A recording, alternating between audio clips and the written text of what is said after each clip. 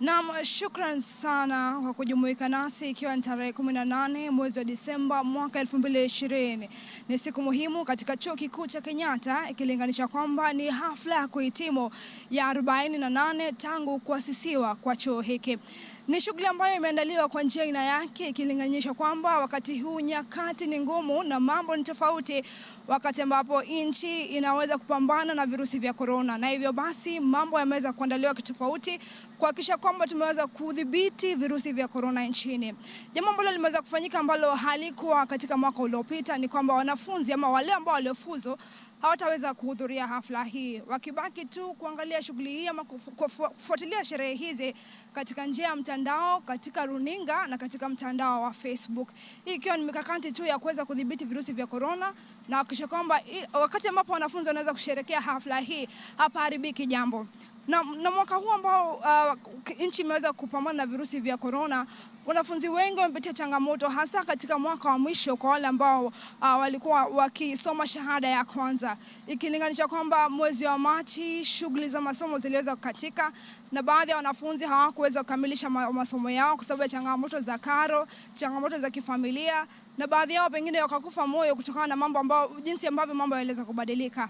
Lakini mwaka huu katika hafla hii 48 Chuo Kikuu cha Kenyatta kimeweza kuweka mambo tofauti kuhakikisha kwamba wanafunzi ambao wangetaka kufuzu katika hafla hii mambo yameweza kufanyika. Na ikilinganishwa na mwaka uliopita katika hafla 47 wanafunzi takriban 7,000 waliweza kufuzu. Lakini katika mwaka huu ni wanafunzi waliofuzu tu ni wanafunzi 3,681. Hii ikiwa ishara tosha kwamba mambo si sawa ama mambo yameweza kukatizika tu kiasi chake, na huenda wengi ambao walitaka kufuzu katika mwaka huu hawajaweza kushuhudia hafla hii.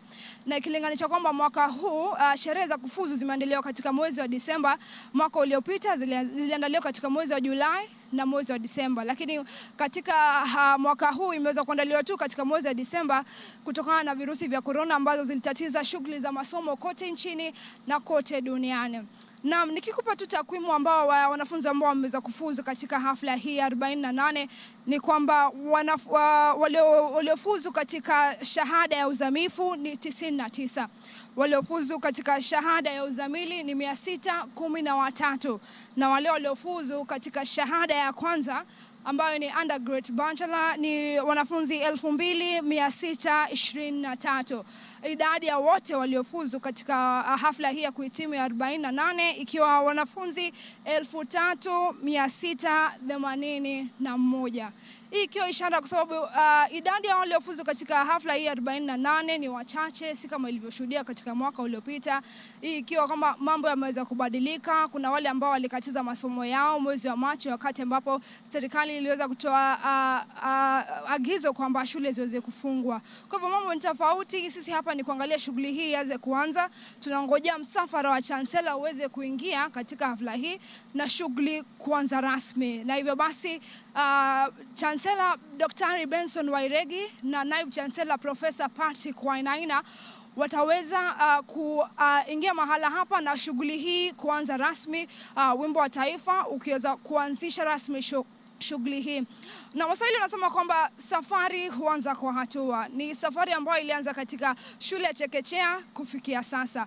Kwa wale ambao wanaweza kufuzu na shahada ya kwanza, ni safari ambayo wameweza kufanya kwa miaka 4, na safari ambayo imekuwa na changamoto nyingi.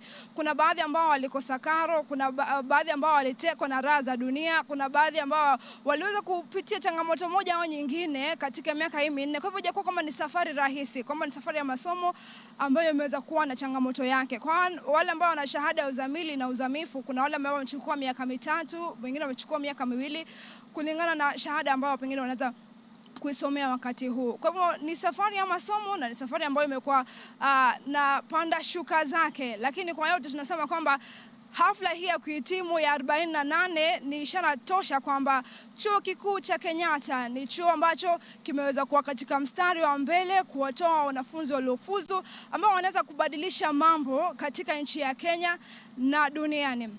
Na katika hafla hii kwa wale ambao pengine wanafuatilia kwa njia ya runinga, kuna wengi ambao pengine wangetaka kuhudhuria hafla hii ikilinganishwa kama kawaida tangu kuasisiwa kwa chuo kikuu cha Kenyatta. Hafla hii imekuwa ikiandaliwa katika ukumbi katika jukwaa la Graduation Square, lakini wakati huu katika mwaka huu imeweza kuandaliwa katika ukumbi wa amphitheater, na si wote ambao wameweza kufika katika mahala hapa. Ni wanafunzi wachache, viongozi wa wanafunzi, naibu chancellor na chancellor na msafara wote ambao pengine wataweza kufika mahala hapa. Kwa hivyo kuna wengi ambao pengine walitarajia kwamba mwaka huu wangeweza kuwa na zile sherehe na mbwembwe, lakini mambo yameweza kuwa tofauti ili tu kudhibiti virusi vya corona. Mambo yameweza kuandaliwa kitofauti, mambo yameweza kuangaziwa kuhakikisha kwamba tumeweza kudhibiti virusi vya corona nchini. Kawaida tu wale wanafunzi wangevaa yale magwanda kuashiria kwamba wamefuzu, lakini wakati huu tutarajiwa kuingia hapa wakiwa wamevaa barakoa na mambo kadha. Pengine katika ule ukumbi wa amphitheater utaweza kukaa katika umbali wa mita moja na nukta tano. Hii tu ikiwa mipango ambayo imewekwa ili kudhibiti virusi vya corona. Kwa hivyo mambo ni tofauti na ni matumaini ya wengi, hata kama mambo yameandaliwa tofauti katika ukumbi wa amphitheater, hakuna jambo ambalo litaharibika. Hakuna wanafunzi ambao wataona kwamba pengine hawakuweza kusherehekea sherehe hii kwa njia ambayo pengine wangependa. Ni nyakati ngumu, nyakati tofauti, na mambo tu yameweza kufanywa hivi ili kuhakikisha kwamba nchi na chuo kikuu cha Kenyatta kimeweza kudhibiti virusi vya corona humu nchini. Matumaini ya wengi ni kwamba kwa wanafunzi wale ambao wanafuzu ambao ni 3681 watakapoweza kumaliza sherehe hii na kuingia katika nyanja tofauti ama sekta tofauti nchini na kule duniani, wataweza kutumia masomo yao ili kuweza kuboresha mambo katika sekta tofauti zile za umma na zile za kibinafsi na kote duniani. Kuna wengine ambao pengine wataanza biashara zao, kuna wengine pengine watafungua kampuni zao. Matumaini ya wale walimu ambao wameweza kuwa nao katika safari hii ya masomo ni kwamba wanapotoka hapa wanaweza kubadilisha mambo hapa nchini na kote duniani. Changamoto imekuwa kwamba humu nchini wengine wamekosa matumaini kuhusiana na mambo ya masomo, wakisema kwamba hakuna ajira, huenda pengine watafuzu, na ni nyakati ngumu ambapo hasa vijana wamekuwa na changamoto kwamba hakuna kazi. Wengi wameweza kulia kwamba hakuna kazi, na ni jambo ambalo serikali imekuwa katika mstari wa mbele kuweza kusisitiza kuangalia jinsi mambo yataweza kufanywa ili kuhakikisha kwamba wanafunzi walioko shuleni hawakufi moyo kwa ile dhana kwamba watakapotoka nje kutakuwa ni kwamba hakuna chochote wataweza kufanya na masomo yao. Kwa hivyo hapa sisi ni kuangalia jinsi mambo yanavyoendelea. Kufikia sasa msafara wa chancellor haujaweza kuingia, na hivyo basi wakati wowote kuanzia sasa tunatarajia kwamba wataweza kufika hapa, na itakuwa ishara tosha kwamba Chancellor Daktari Benson Wairegi na naibu chancellor Profesa Patrick Wainaina watakuwa wakifika katika hafla hii na shughuli hii. Paul Wainaina, samahani, watakuwa wanafika katika safari hii na shughuli hii kuanza rasmi. Hivi sasa sisi tumekita kambi katika mahala hapa na tutakuwa tukuja moja kwa moja kukuarifu yale yanayojiri.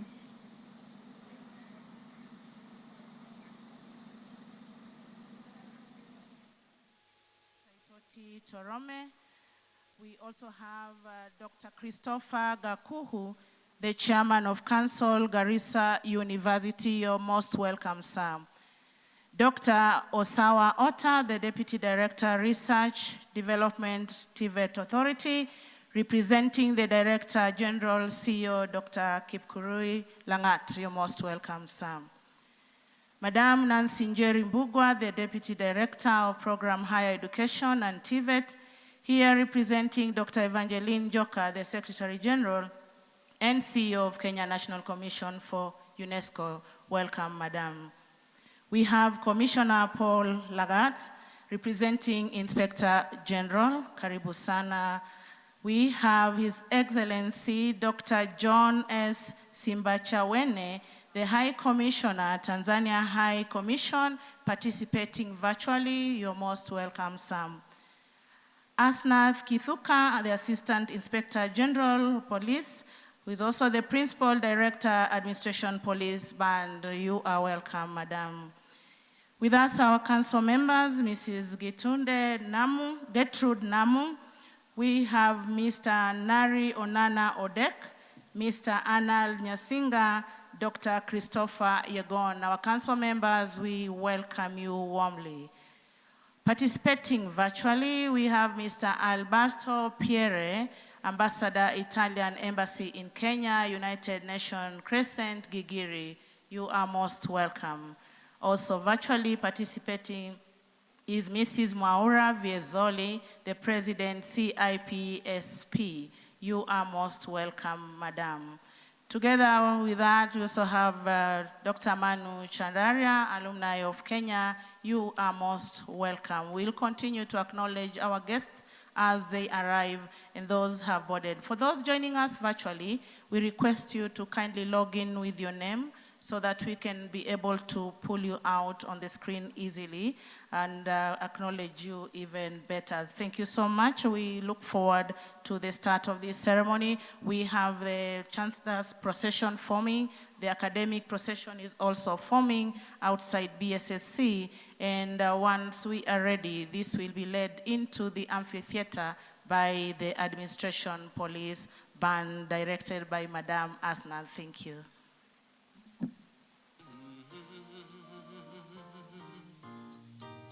Ha ha ha,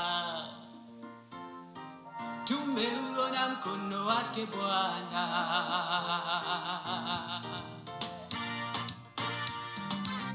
Mengi mazuri tumeyaona, Mungu umetenda, ni kweli wewe muweza. Ulitamka vitu vikawa, neno tulatosha, ukisema umetenda.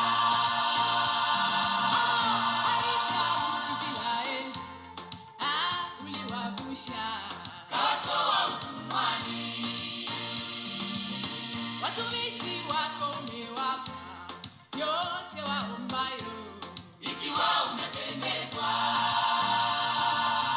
Uamualo hakuna wa kulipinga, hakika wewe ni Mungu wa yote. Unatawala dunia na vilivyomo, makuu umeyatenda. Jehova, hakika tumeona.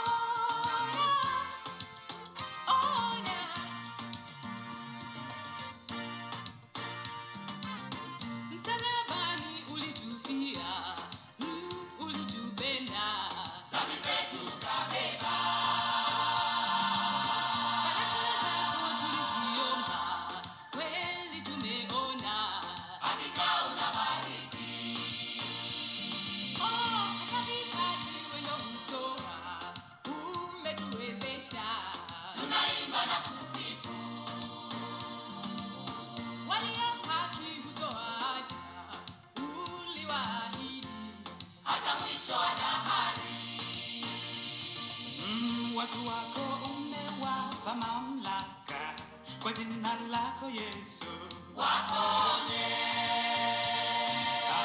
Una ubaguzi wote ni sawa kwako, umetuita Yesu tupone.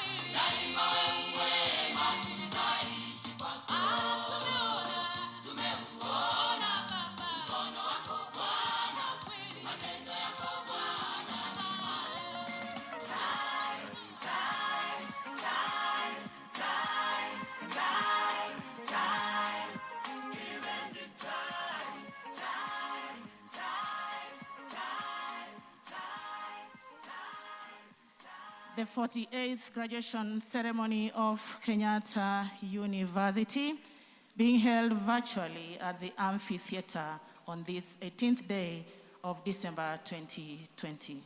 Na sherehe za kuhafili za 48 za chuo kikuu cha Kenyatta sasa zimeanza rasmi, na tunaona msafara wa kiakademia kutoka jumba la biashara la chuo kikuu cha Kenyatta ukija polepole ili kuingia jumba kuu ambapo sherehe hizo zitarushwa moja kwa moja mtandaoni. The procession being led by the administration police band leading the academic procession, and the chancellor's procession will follow immediately. Na bandi ya polisi AP ndio ambayo inaongoza msafara huo, na inakuja kwa njia nzuri sana. Tunaona wakuu wa vitivo wakiwa wamevalia magauni yao ya kupendeza wakija kwenye msafara. Following us live are our graduates class of 2020 logged in live, and we have participants globally. Na mahafali wetu ama wanafunzi ambao wamefuzu wako kwenye mtandao wakifuatilia sherehe hizi moja kwa moja. Nakumbuka kwamba sherehe hizi zinapeperushwa katika runinga ya KUTV na pia mitandao ya kijamii ya chuo kikuu cha Kenyatta, na pia itapeperushwa moja kwa moja na runinga ya NTV. Rightly said, we are live on Nation TV, KUTV, and our social media platforms. The chancellor and the academic session are making way into the amphitheater. Naam, hivi sasa msafara wa kiakademia ndio huu umeingia kwenye jumba la amphitheater maridadi kabisa. Wanaingia ili sherehe zianze rasmi na zitaongozwa na chancellor wa chuo kikuu cha Kenyatta. Beautiful procession there being led by 2 students, followed by members of academic staff of Kenyatta University and other universities, members of Senate, directors of centers, institutes and campus, and deans of schools. Na msafara wenyewe unaongozwa na mbeba kingo na pia wasajili wa chuo kikuu cha Kenyatta, wakifuatwa na wakuu wa vitengo vya akademia chuoni, na pia wakuu wa vitivo na wenyekiti wa idara mbalimbali chuoni. Ushering them in are members of the assembly who are waiting in the amphitheater, who have now rose to usher in the academic procession. Na wakuu wa vitivo wanaingia moja kwa moja ndani ya jumba hili ili waketi na sherehe zianze rasmi mara moja.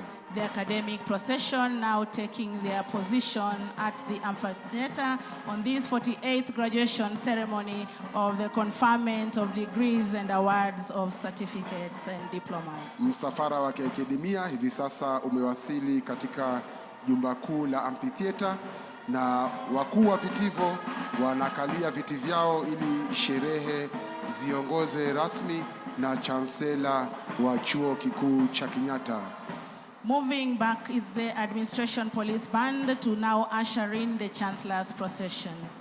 Na sasa msafara wa chancellor ndio huu unakuja ukiongozwa na bendi bado ya AP ambayo inapigia mziki ili waingie ndani ya jumba la amphitheater.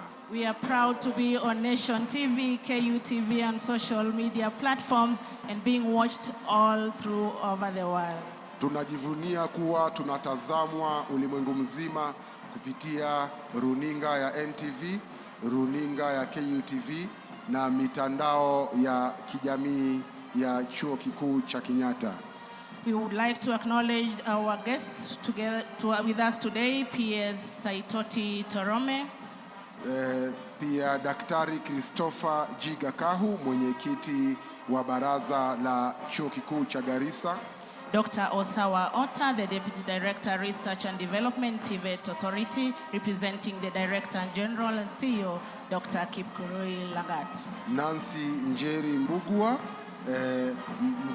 mwenyekiti mkurugenzi wa TVETA. Commissioner Paul Lagat, representing the Inspector General. Daktari John Simbachawene ambaye ni balozi wa Tanzania. Yeye inasemekana atahudhuria kupitia njia ya mtandao. Asnath Kithuka, the Assistant Inspector General Police, Principal Director, Administration Police Band, also with us here. Participating virtually also is Mr. Alberto Piero, Ambassador, Italian Embassy in Kenya, United Nations Crescent Kigiri, and virtually participating as well is Mrs. Mwaura Viezoli, the President CIPSP. Manu Chandaria is also with us. Now the Chancellor's procession making way at the amphitheater entrance. Msafara wa Chancellor ndio huo unaingia katika jumba kuu la amphitheater tayari kwa sherehe za kufuzu za 48 za chuo kikuu cha Kenyatta.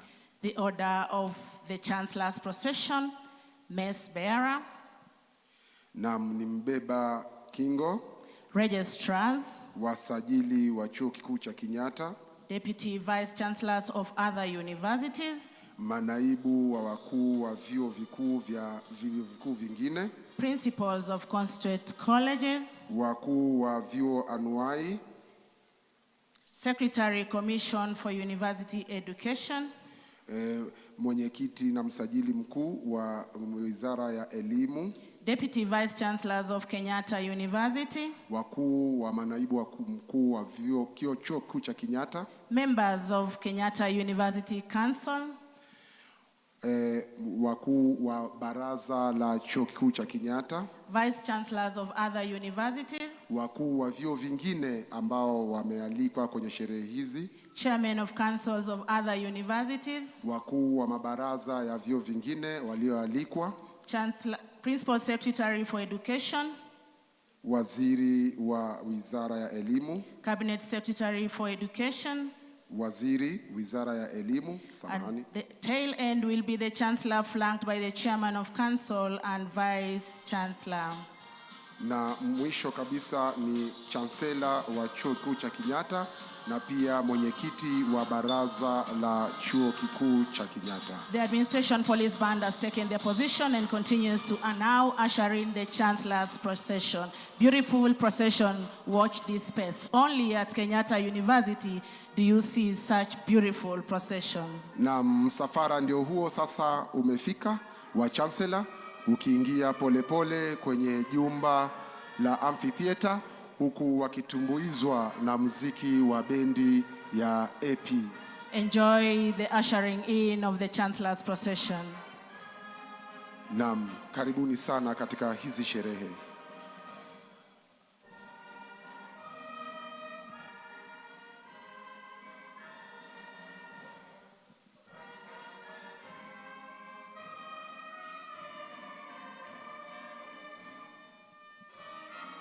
Now in the amphitheater, the venue for the virtual graduation of the 48th graduation ceremony is the mess bearer. Na msafara umeingia sasa na mbeba kingo ameingia kwenye jumba kuu. And the procession follows the registrars, deputy vice chancellors of other universities. Karibuni sana. Karibuni sana wasajili wakuu na pia msafara mzima wa chancellor kwenye jumba hili la amphitheater chuo kikuu cha Kenyatta. The principals of constituent colleges and deputy vice chancellors of Kenyatta University, you are welcome. Karibuni sana manaibu wa mkuu wa chuo kikuu cha Kenyatta na pia wakuu wa vyuo anuai. A Secretary Commission for University Education and members of Kenyatta University Council, you're most welcome.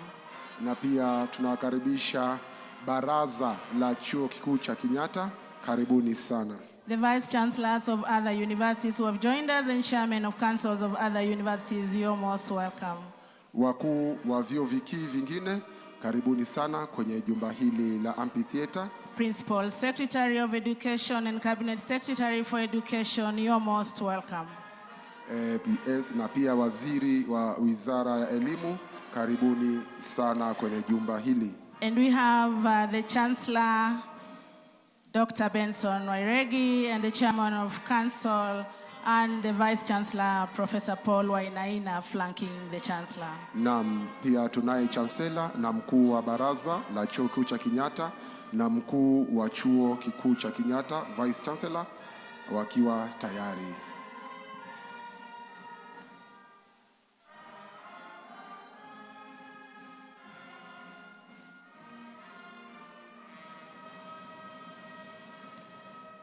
The academic procession and the Chancellor's procession have taken their positions, and now the Kenya national anthem.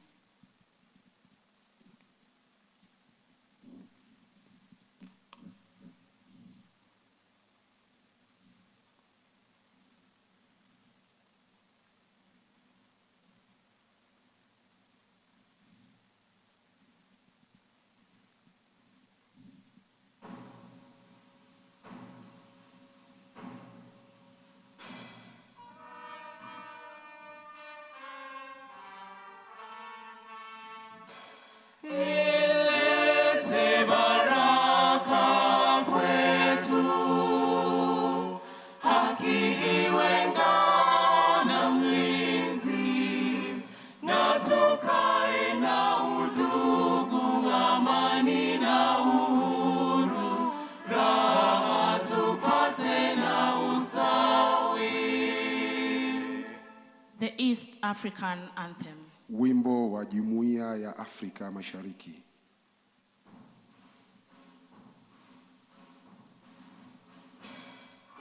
Mungu twaomba uilinde Jumuiya Afrika Mashariki, tuwezeshe kuishi kwa amani, tutimize na malengo yetu, jumuiya yetu sote tuilinde, tuwajibike, tuimarike, umoja wetu ni nguzo yetu, idumu jumuiya yetu. And now, Kenyatta University Anthem. Wimbo wa chuo kikuu cha Kenyatta. Renowned fountain, fountain of knowledge, well of learning experience, a bubbling spring of wisdom, a promise of better tomorrow. Kenyatta, oh Kenyatta, our nation's star. Kenyatta, our nation's pride, university of our time. Kenyatta, oh Kenyatta, our nation's star. Kenyatta, our nation's pride, university of our time. Thank you. May the members of the assembly please take their seats. Mahudhura wote wanaweza kuketi. May I invite the Vice Chancellor, Professor Paul Wainaina, to constitute this assembly. Tungependa kumkaribisha mkuu wa chuo kikuu cha Kenyatta, Profesa Wainaina, ili aanzishe kikao cha sherehe hizi. Our Vice Chancellor, Professor Wainaina, making way to the podium to constitute the assembly. Mkuu wa chuo kikuu cha Kenyatta anakuja kuanzisha sherehe.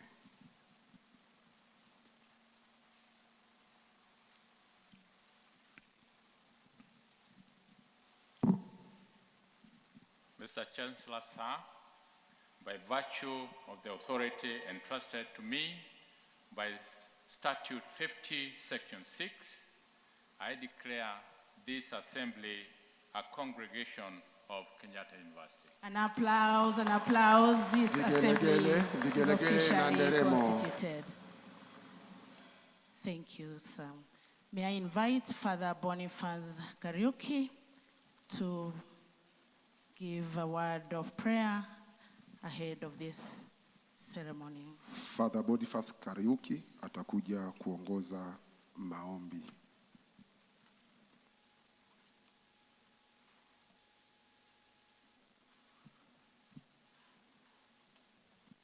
May we arise. Imameni tafadhali. Thanksgiving prayer during the 48th graduation ceremony here at Kenyatta University today, the 18th December 2020. We read from the book of Exodus chapter 13 and verses 21 to 22. Yahweh preceded them by day in a pillar of cloud to show them the way, and by night in a pillar of fire to give them light so that they could march by day and by night. The pillar of cloud never left its place ahead of the people during the day, nor the pillar of fire during the night. In the name of the Father, and of the Son, and of the Holy Spirit, amen. God, our Father and Creator, omniscient and omnipotent, we raise our hearts to you in prayer for our institution, Kenyatta University. God, omnipresent, come and continue being with us, your people, here at Kenyatta University, main campus and our satellite campuses. Father, come down and envelop us in your mantle. Mold us, our potter, and use us to be good instruments and role models to our students and each other. We raise our hearts and hands at this amphitheater. We raised our hearts and hands here at this very amphitheater 2 months ago, requesting your guidance and sustenance as the good shepherd amidst the darkness of the COVID-19 pandemic. Father, you heard our prayer and you have sustained our students, our parents, our guardians, our staff members, and our service providers to this very day. We thank you and praise your holy name. Today, Father, as we hold this 48th graduation ceremony virtually, we ask that you may bless all our graduates wherever they are participating from. I pray that this event be a milestone in their lives. Our all-knowing God, I pronounce blessings for all the graduates so that they may with joy and dedication participate in the building of our nation. Father, you have taken good care of our community in these difficult times. We continue to hail our KU management under the leadership of our Vice Chancellor, Professor Paul Wainaina, in making sure that we adhere to the Ministry of Health and the Interfaith Council COVID-19 safety protocols. We thank you, Lord, for the strides already made by our students and lecturers towards mitigation of the coronavirus. May the skills that our learners have been equipped with by our very able and learned lecturers invoke creativity and innovative research in fighting against ignorance and above all, the darkness of the COVID-19. These scholars, despite all odds, indeed demonstrated through their hard work and achievements the motto of our university, Elimu ni Nguvu. Together with their lecturers and mentors, the learners have propelled the KU identity high as a community of scholars committed to the generation and dissemination of knowledge and cultivation of creativity for the welfare of the society. Almighty God, we thank you for the students in their cultural diversity, national and international, and the KUSA leadership for the their cooperation, all the different schools and faculties, staff for the dedication, all the unions, leadership, the support staff, and our service providers for the important role. Lord, we pray for the University Council and Management Board to continue to guide our university in academic and moral integrity. Lord, bless our Vice Chancellor, Professor Wainaina, endow him with wisdom and discernment that will invoke serenity in Kenyatta University as we live our core values and create the promise of a better tomorrow for our students and our beloved country, Kenya, and globally. May the programs at our university sustain us in our academic and research excellence during the darkness of the COVID-19 pandemic and beyond.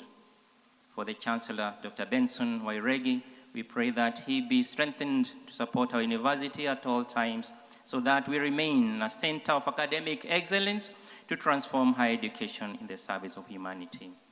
We pray that the coming season of Christmas brings peace and prosperity within and outside our borders of our beloved country, Kenya.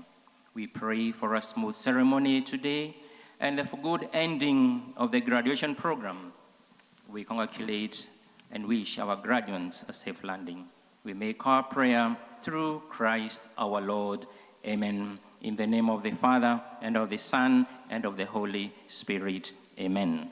Amen. We may be seated. Sote tafadhali tuketi.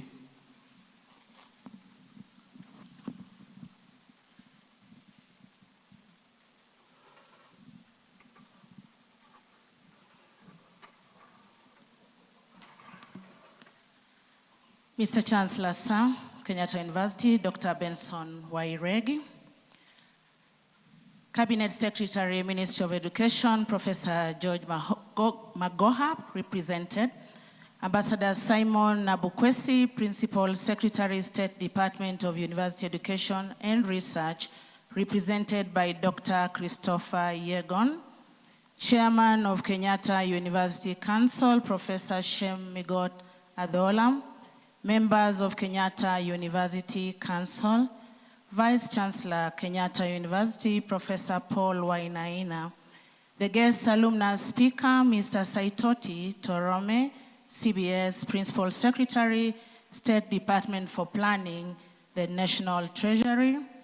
Your Excellencies, the ambassadors and high commissioners present and those participating virtually, chairpersons of councils from other universities, vice chancellors from other universities, members of University Senate, staff and students of Kenyatta University, parents and guardians watching us virtually, our dear graduates joining us virtually, a very good morning, and we welcome you to this 48th graduation ceremony of Kenyatta University being conducted virtually for the first time. Mr. Chancellor, sir, may I now invite you to a moment of entertainment. We have on stage Kenyatta University Students Choir. Only 10 members of the Students Choir are here for obvious reasons. This is the only choir that for 10 times now has been the leading choir nationally at the music festivals. Let us applaud Kenyatta University Students Choir for that hold. Tuwapigie makofi kwaya ya chuo kikuu cha Kenyatta tena. The Students Choir will present two songs. One, Pongezi Mahafali. This is a song to praise and honor our graduates today, and also Kenyatta University staff for seeing them through their time at Kenyatta University. Kwaya hii itaimba wimbo Pongezi Mahafali ili kuwashukuru wahadhiri na wafanyikazi wa chuo kikuu cha Kenyatta ambao waliwafanya kuhafili na kufuzu leo na pia wazazi wao. Asanteni. Their second song will usher us all into the Christmas mood, and it will be a song composed of various Christmas carols that are familiar to most of you, including We Wish You a Merry Christmas. Na wimbo wa pili utakuwa mchanganyiko wa nyimbo mbalimbali za Krismasi. The choir is directed by Dr. Isaiah Oyugi, and on the piano will be Dr. Wambugu, who is also the University Entertainment Coordinator. Viongozi wa kwaya hii ni Dr. Oyugi na pia Daktari Wambugu ambaye atacheza piano. 2 students, as you can well see, are also graduating, and they are members of this choir. Let us applaud these 2 ladies, Effie and Carol. Thank you very much. And we have 20 members of the Administration Police Band in their gowns graduating today. An applause for them as well.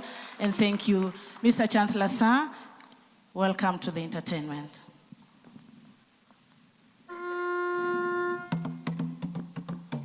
Siku hii ya leo ni siku yenye furaha. Tusherehekea mahafali wote.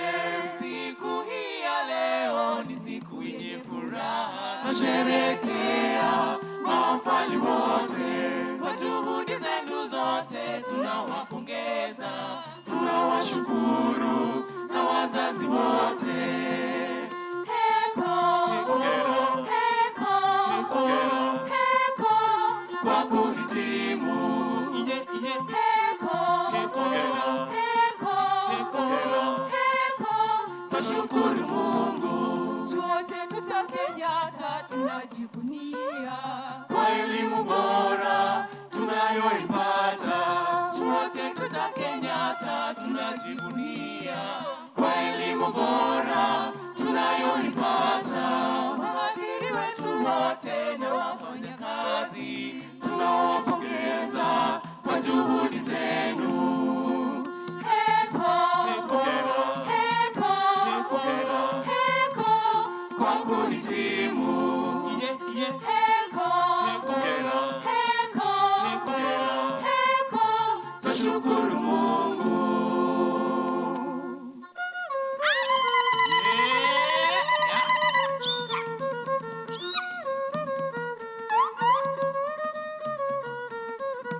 Twawapongeza mahafali wote, twawatakia heri na fanaka. Twawapongeza mahafali wote, twawatakia heri na fanaka. Twawashukuru wahadhiri wote, twawatakia heri na fanaka. Twawashukuru wahadhiri wote, twawatakia heri na fanaka. Heri na fanaka. Heri na fanaka. Hoye, heko, hoye, heko, hoye, heko, hoye, heko.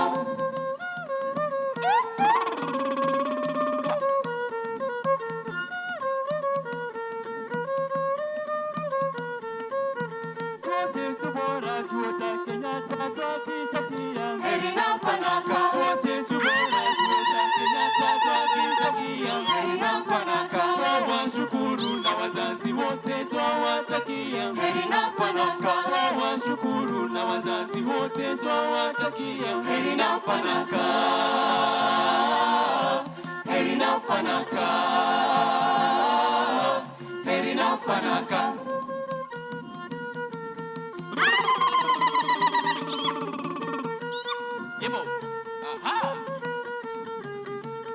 Hoye hoye mahafali, hoye hoye tunawapongeza.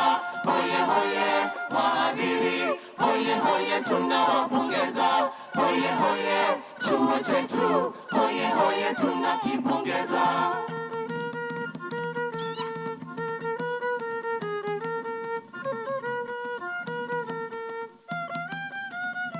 Hoye hoye mahafali, hoye hoye tunawapongeza. Hoye hoye wahadhiri, hoye hoye tunawapongeza. Hoye hoye chuo chetu, hoye hoye tunakipongeza. Heri na fanaka. Heri na fanaka. Heri na fanaka. An applause for the choir, please. A better clap for them once again as they now laud their Christmas carols.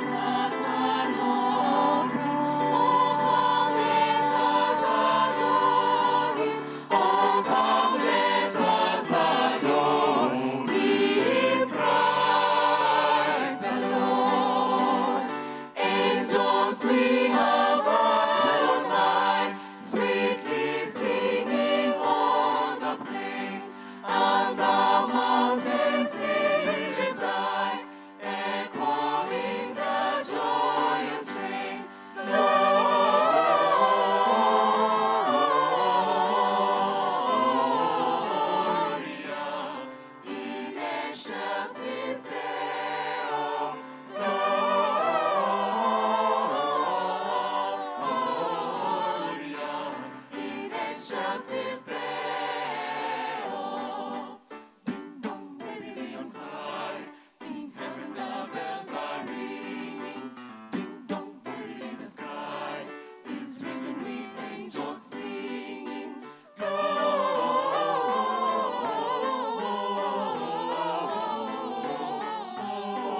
Gloria, Hosanna in excelsis.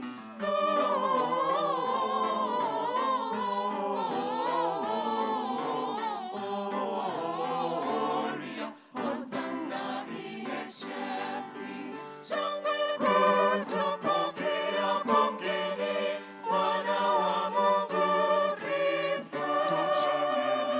Heko, heko kwake Bikira na mwanaye Yesu Kristo, na tumshangilieni. Shangwe kuu tumpokea pokeni Mwana wa Mungu Kristo. Heko, heko kwake Bikira na mwanaye Yesu Kristo, na tumshangilieni.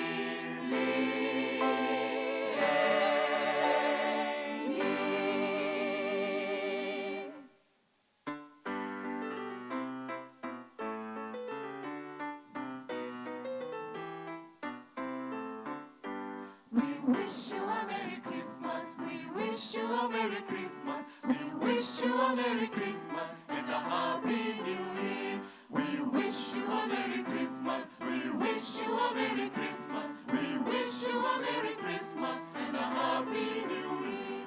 We wish you a Merry Christmas. We wish you a Merry Christmas. We wish you a Merry Christmas and a Happy New Year.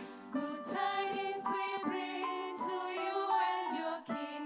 We wish you a Merry Christmas and a Happy New Year. We wish you a Merry Christmas. We wish you a Merry Christmas. We wish you a Merry Christmas and a Happy New Year. An applause for Kenyatta University Students Choir. A better clap for them, please.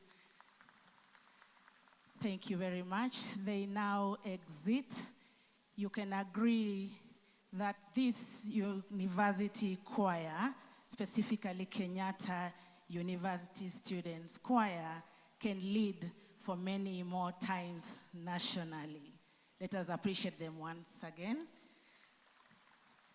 Yeah, we are live on NTV, and during this ceremony, we are on KU TV Live as well, and on our social media platforms. We are on Facebook, YouTube, Twitter, and our hashtag is 48th KU graduation. Now, it is time to invite our Deputy Vice Chancellor, Academic, Professor Okemo. As he comes on stage, we also recognize Moses Gitonga and Derek Nandiri, our sign language interpreters. Now coming on stage is the DVC academic, who will then invite the top graduates. Karibu, let us appreciate the DVC. Thank you, Sam.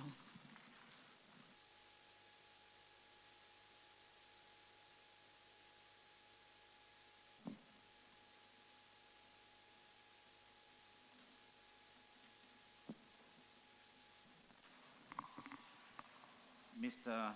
Chancellor, sir,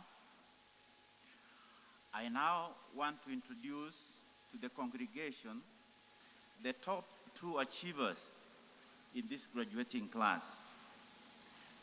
These are Mr. Mungai Stephen, who has been studying Bachelor of Pharmacy in the School of Pharmacy.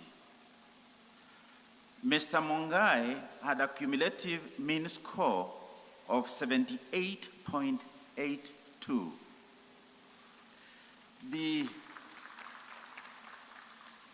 The next student is Mr. Beth Kipkemboy, who was studying Bachelor of Pharmacy as well in the School of Pharmacy. Mr. Bet has an accumulative mean score of 77.78. And the two students are here with me. Mr. Chancellor, sir, allow me now to invite Mr. Mungai Stephen to read his speech on behalf of all graduates. Mr. Stephen.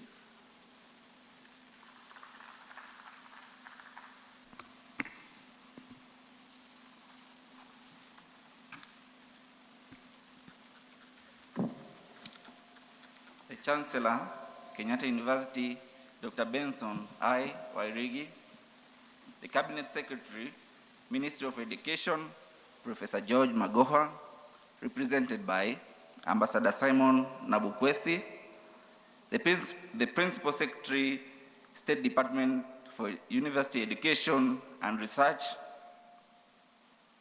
the Chairman of Kenyatta University Council, Professor Shem Migod Adola, members of Kenyatta University Council, the guest alumni speaker, Mr. Saitoti Torome, CBS, Principal Secretary, State Department for Planning, the National Treasury,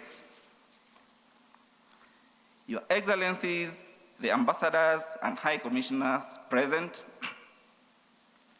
chairpersons of councils from other universities, vice chancellors from other universities, members of University Senate, staff and students of Kenyatta Universities, parents and guardians, graduates, distinguished guests, ladies and gentlemen, good morning. My name is Stephen Mungai Kimani, a graduate from the School of Pharmacy. It is a great honor and privilege to be part of this first virtual graduation ceremony in the history of Kenyatta University and deliver this speech on behalf of the graduating class of 2020. I warmly welcome and thank you all for joining us to celebrate this special day with us wherever you are. As graduating class, we have a lot to be thankful for, not least for the 4 or more years that we have been at Kenyatta University. We would like to thank and appreciate the University Council, management, Senate, and staff for maintaining their resilience and commitment in keeping our university going amidst the ravaging effect of ongoing COVID-19 pandemic. To our professors and lecturers, we are grateful for guiding and supporting us in our quest for knowledge, suitable careers, and our dreams for a better life in future. While at KU, we have learned not only how to receive valuable technical skills required in the labor market, but also the life skills needed to adapt to a fast-changing world that has made lifelong learning and innovation a must if one has to remain relevant. To our dear parents, guardians, sponsors, and other stakeholders, we recognize the sacrifices you have made to see us through. We remain extremely grateful for your choice to invest in us.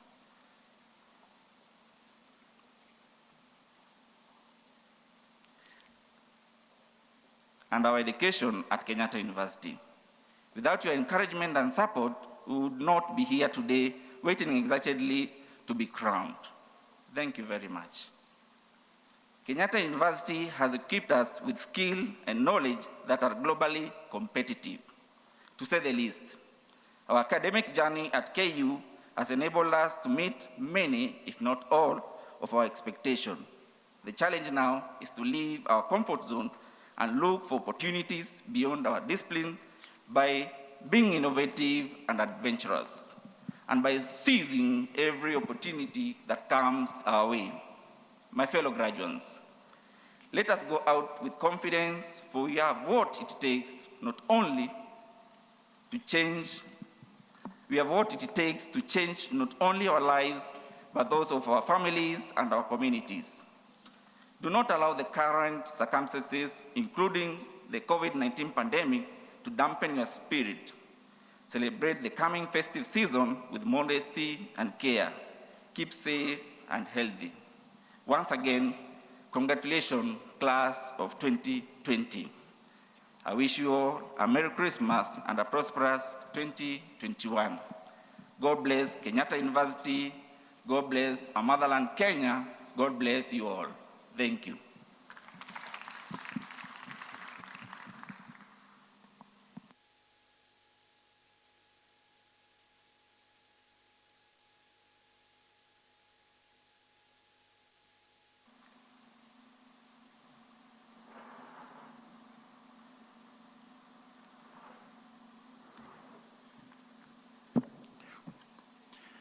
Mr. Chancellor, sir, I now invite an alumnus of Kenyatta University to address the congregation.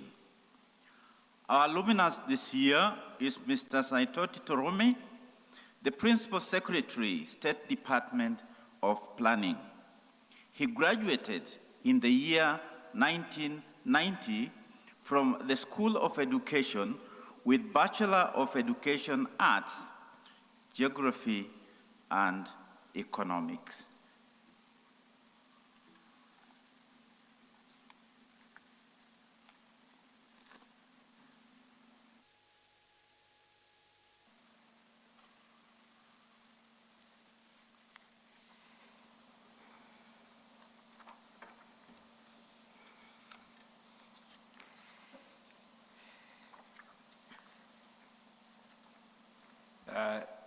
Chancellor Kenyatta University, Dr. Benson Wairegi, the representative of the Cabinet Secretary, Ministry of Education, Professor George Magoha, a representative of the PS State Department of University Education, Ambassador Simon Nabukwesi, Chairman of Kenyatta University Council, Professor Shem Migot Adhola, members of Kenyatta University Council, the host, Vice Chancellor, Professor Paul Wainaina, Your Excellencies and Ambassadors and High Commissioners present, Chairpersons of Council from other universities, Vice Chancellors from other universities or their representative, members of University Senate,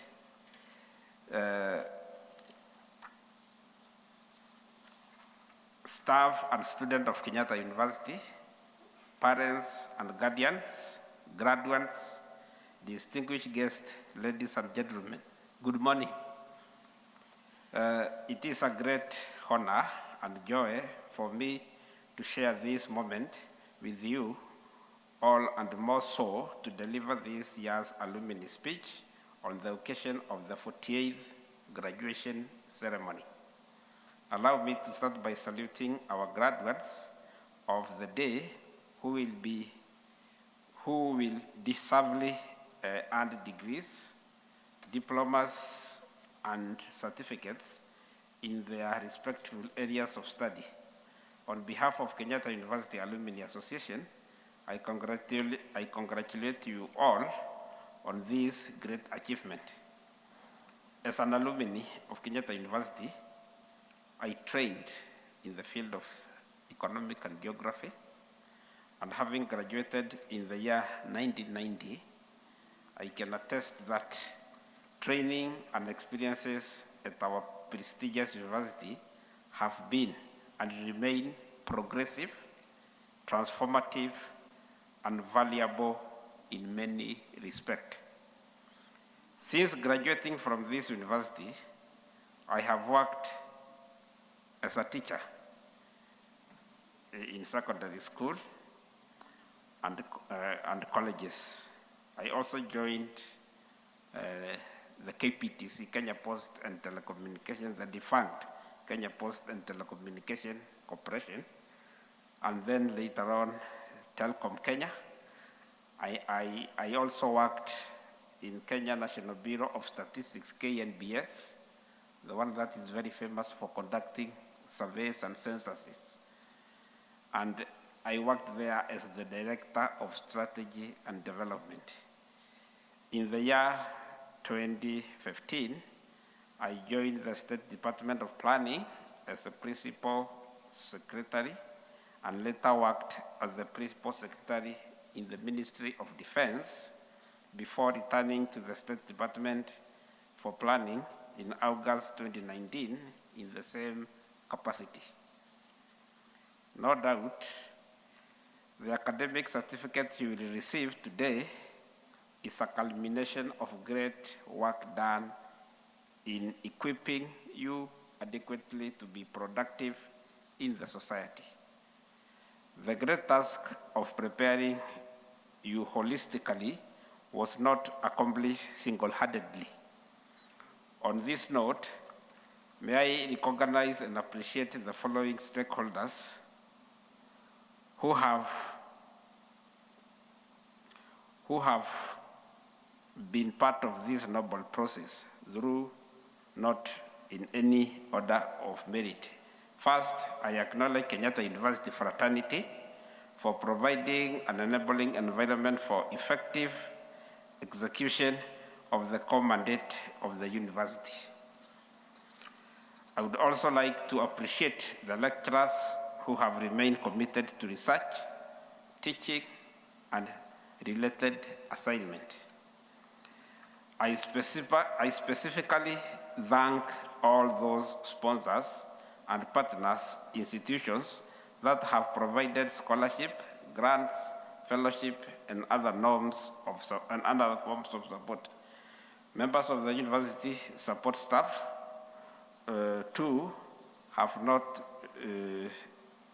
been spared any effort in supporting the execution of the university program and activities, and many thanks to them as well. Last but not least, I recognize the Kenyatta University alumni who, apart from being good ambassadors of their alma mater, continue to support the university through various initiatives and opportunities such as attachment and job placement, as well as physical infrastructure. As I conclude my remarks, I am glad to share a quick update and make a passionate appeal from Kenyatta University Alumni Association, KUAA, with a total alumni of over 80,000. We need to significantly grow this number of registered KUAA members to enable us make greater impacts in supporting our alma mater.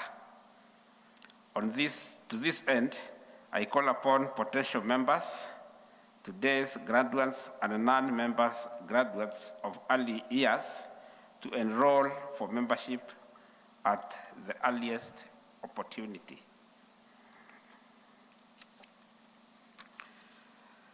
As earlier mentioned, the KU alumni has been at the forefront in supporting the university in the delivery of its core mandate through various initiatives. There is, however, need for continued, renewed, and heightened support in, among other areas, research, funding, promotion of joint university welfare projects, university infrastructure development and facility improvement, excellence awards, industrial attachment, and job placement opportunities. I exhaust fellow alumni to sustain and increase their support to the university in aforesaid areas, as well as in new initiatives. With those few remarks, I once again congratulate the graduates and appreciate all of you here present. God bless KU. God bless you all. Thank you.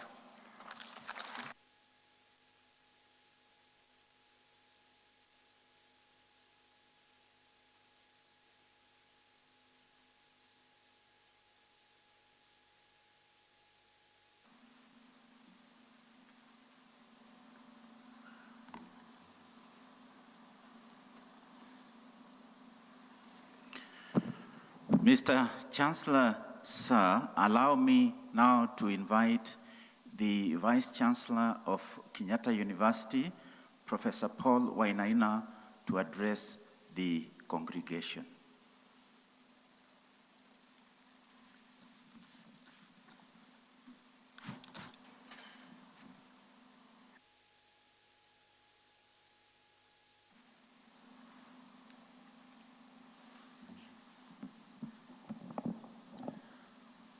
the Chancellor, sir, before I make my remarks, I would like to take this opportunity to recognize some of the friends, some of the partners who are here with us.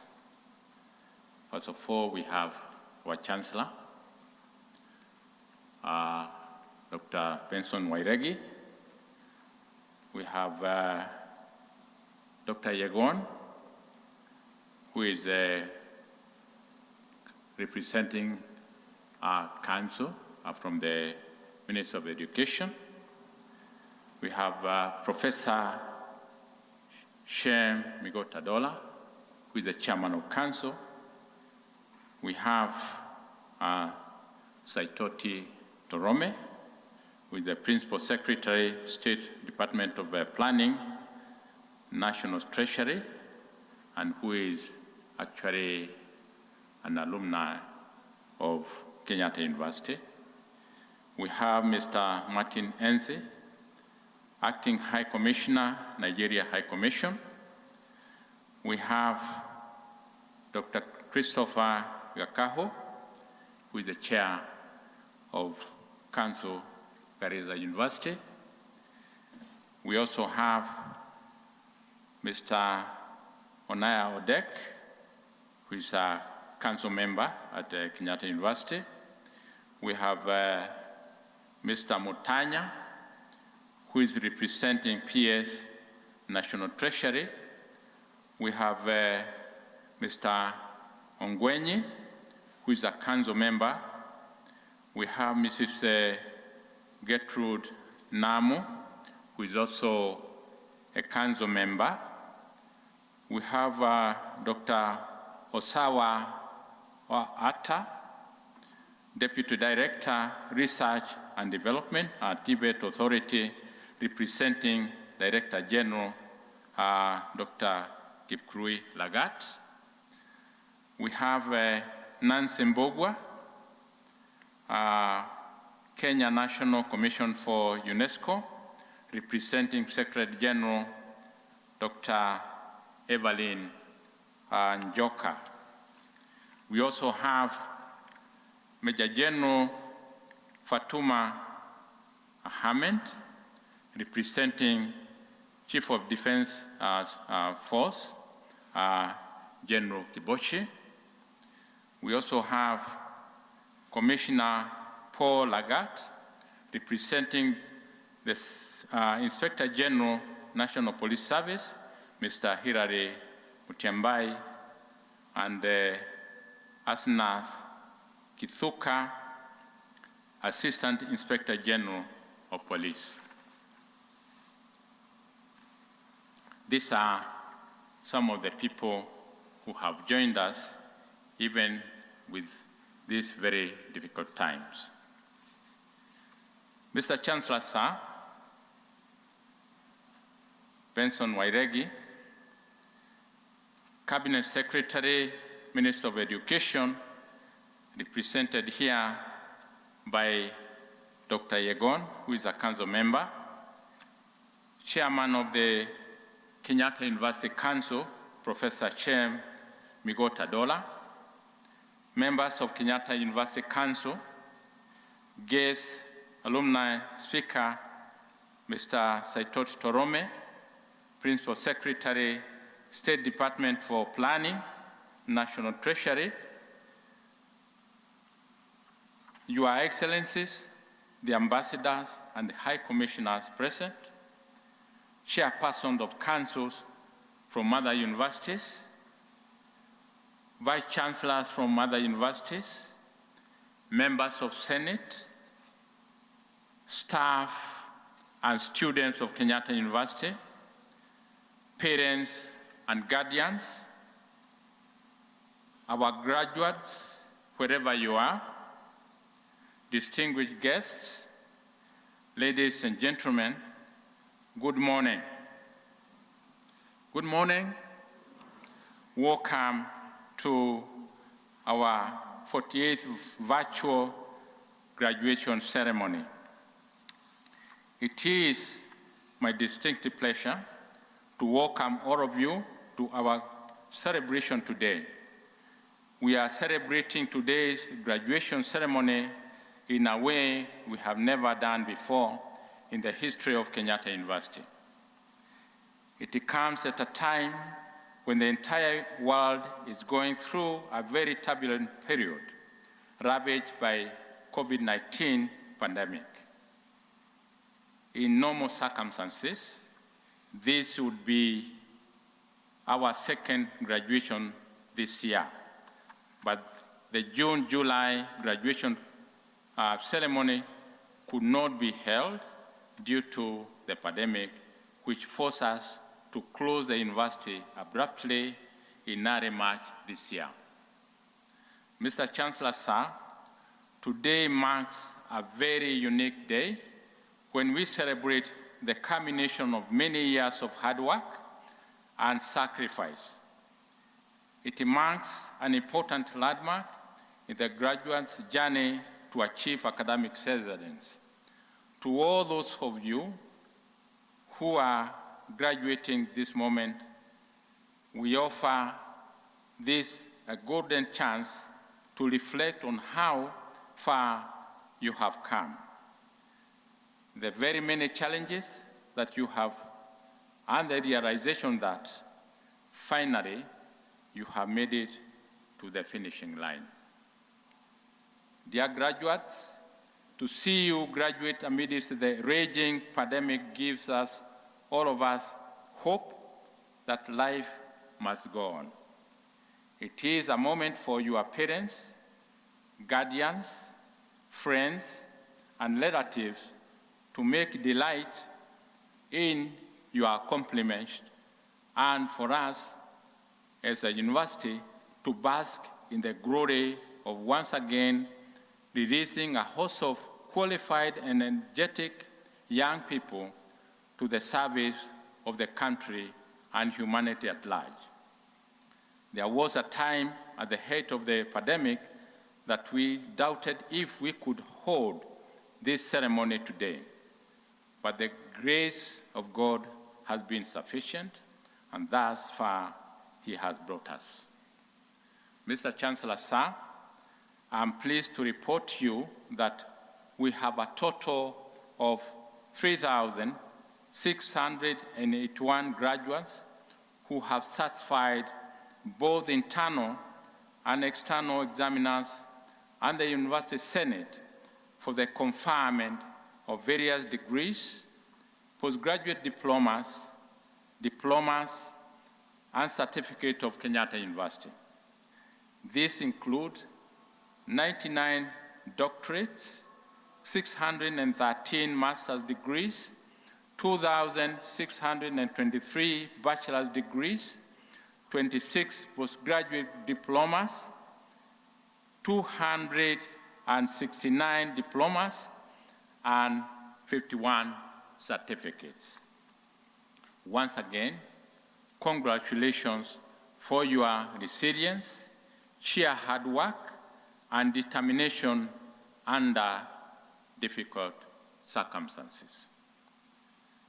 Mr. Chancellor, sir, ladies and gentlemen, the challenges posed by the COVID-19 pandemic presented us with opportunities not only to cope with the new normal, but also for Kenyatta University to make its contribution in supporting the national response against the threat.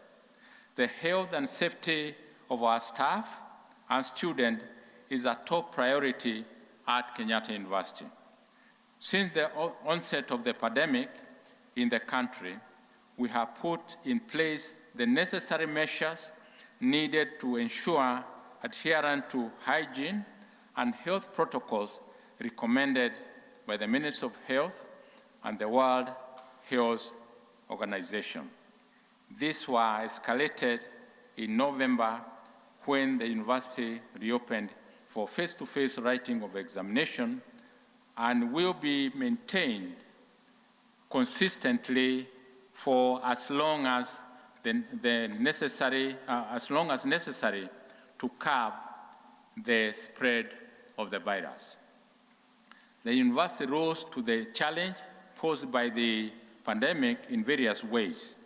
For example, a team of 15 students drawn from School of Engineering, Nursing, Medicine, and Pharmacy developed a prototype medical ventilator known as the TIBA vent. The students are Fidel Makatia, Cynthia Thuo, Derek Ngige, Jeff Ayako, Eric Ouma, Koech Alan, Nahashon Maina, Stella Chelagat, Christine Were, Steve Ogeton, Daniel Kabugi, Lewis Gedua, Bernard Karanja, Kotieno Frederick Nundu, Barbara Owino. The ventilator is currently awaiting approval from the Pharmacy and Poison Board, and thereafter it will be subjected to clinical trials. The same team of students also worked on production of a prototype smart access booth and semi-automatic hand washing machine. In addition, the chemistry department embarked on production of hand sanitizers, while the fashion and design department began the production of reusable face masks.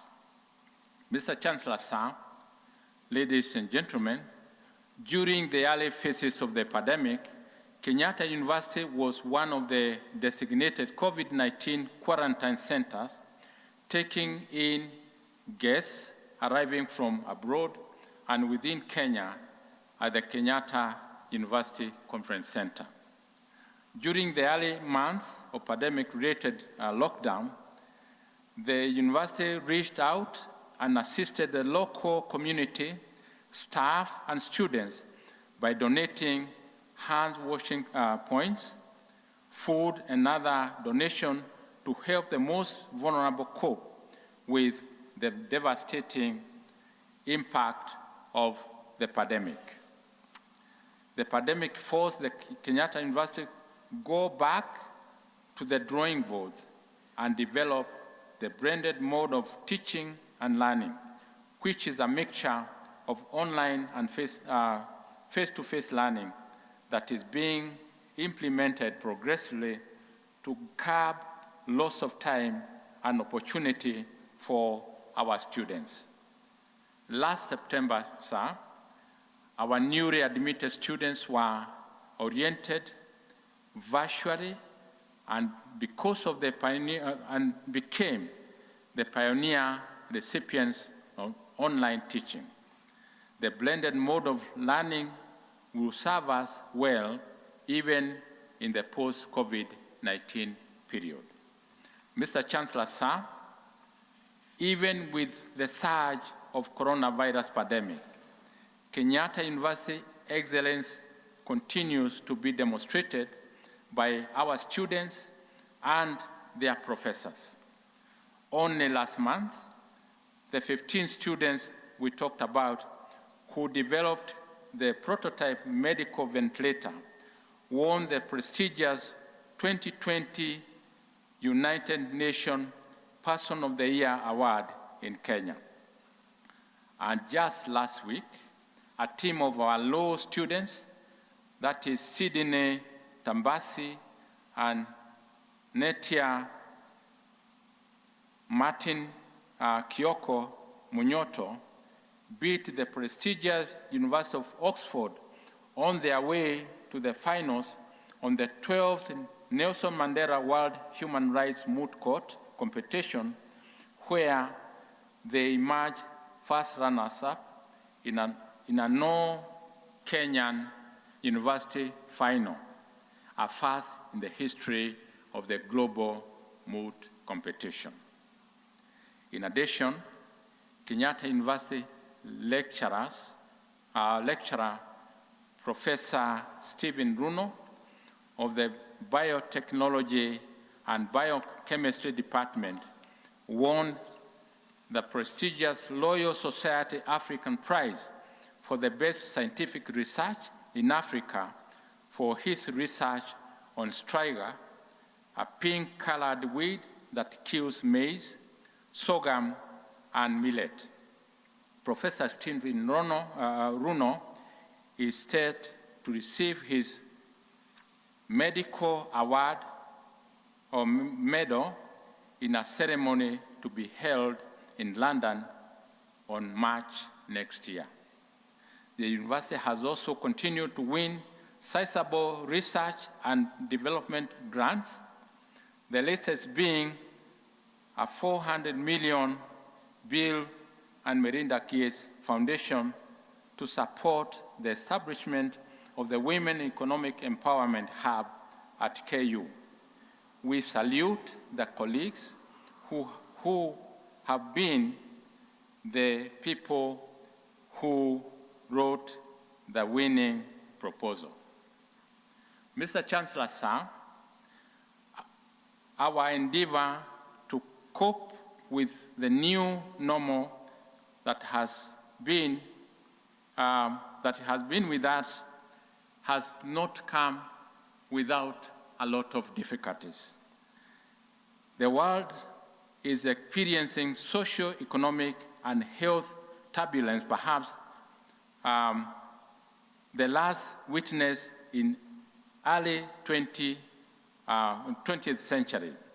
Our country and institutions is not really, we are having a lot of problem, and Kenyatta University, I can say, is really not an exceptional.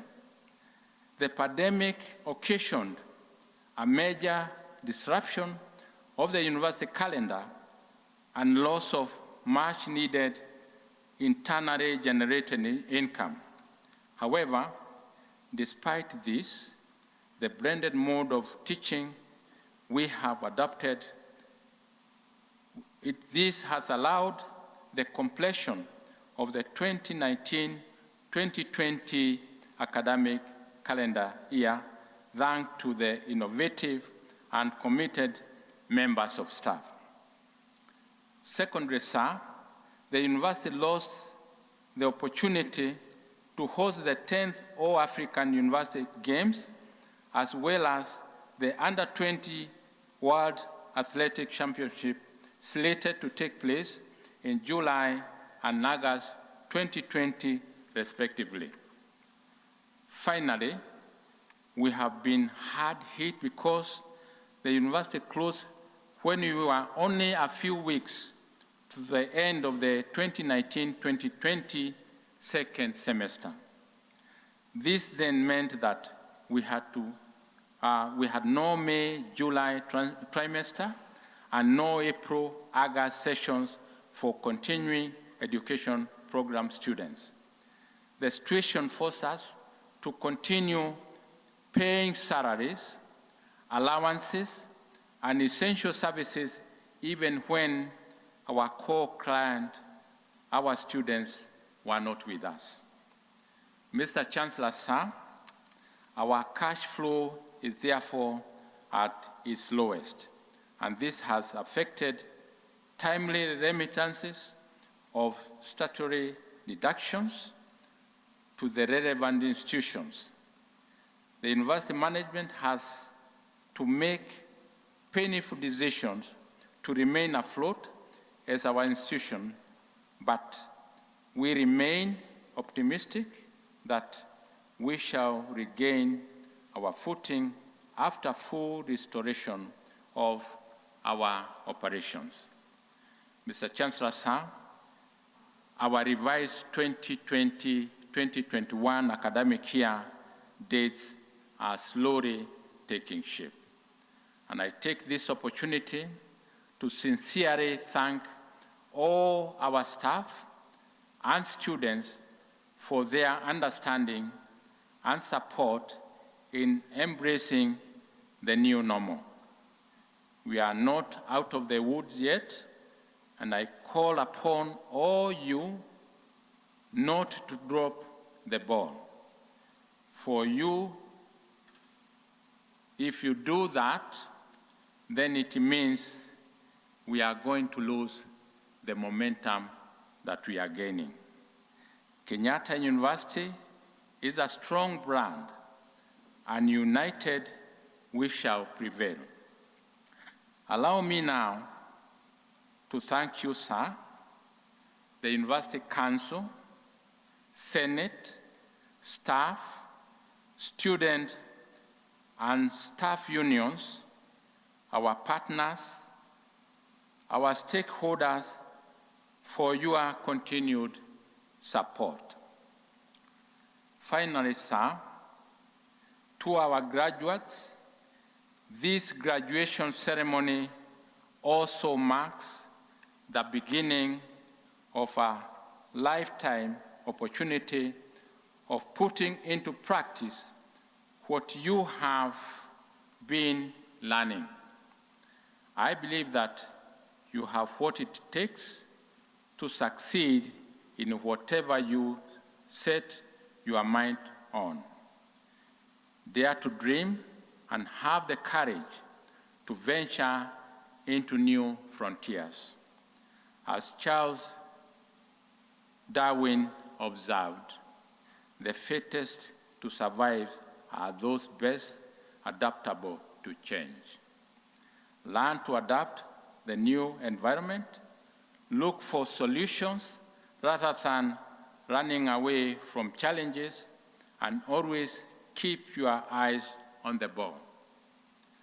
Stay safe and celebrate your graduation and the coming Christmas and New Year holidays with extreme modesty and care. Thank you, and God bless you all. Thank you.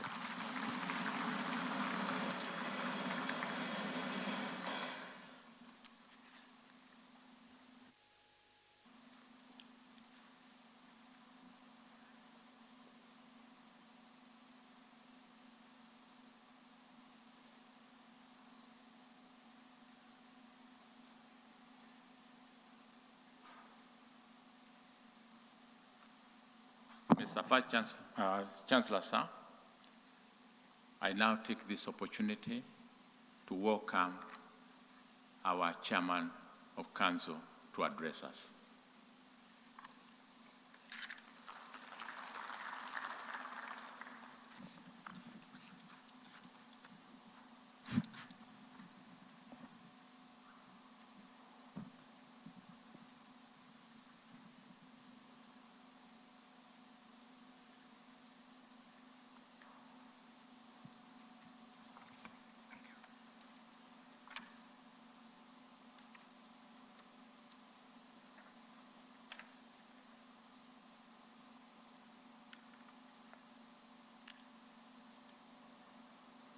The Chancellor, Kenyatta University, Dr. Benson Wairegi, Cabinet Secretary, Ministry of Education, Professor George Magoha, represented here today by Ambassador Simon Nabukwesi, Principal Secretary, State Department for University Education and Research, members of Kenyatta University Council who are here today, the host for this occasion, Vice Chancellor, Kenyatta University, Professor Paul Wainaina, the guest alumnus speaker, Mr. Saitoti Torome, CBS, Principal Secretary, State Department of Planning, the National Treasury. Your Excellencies, the ambassadors and high commissioners here present, chairpersons of other university councils,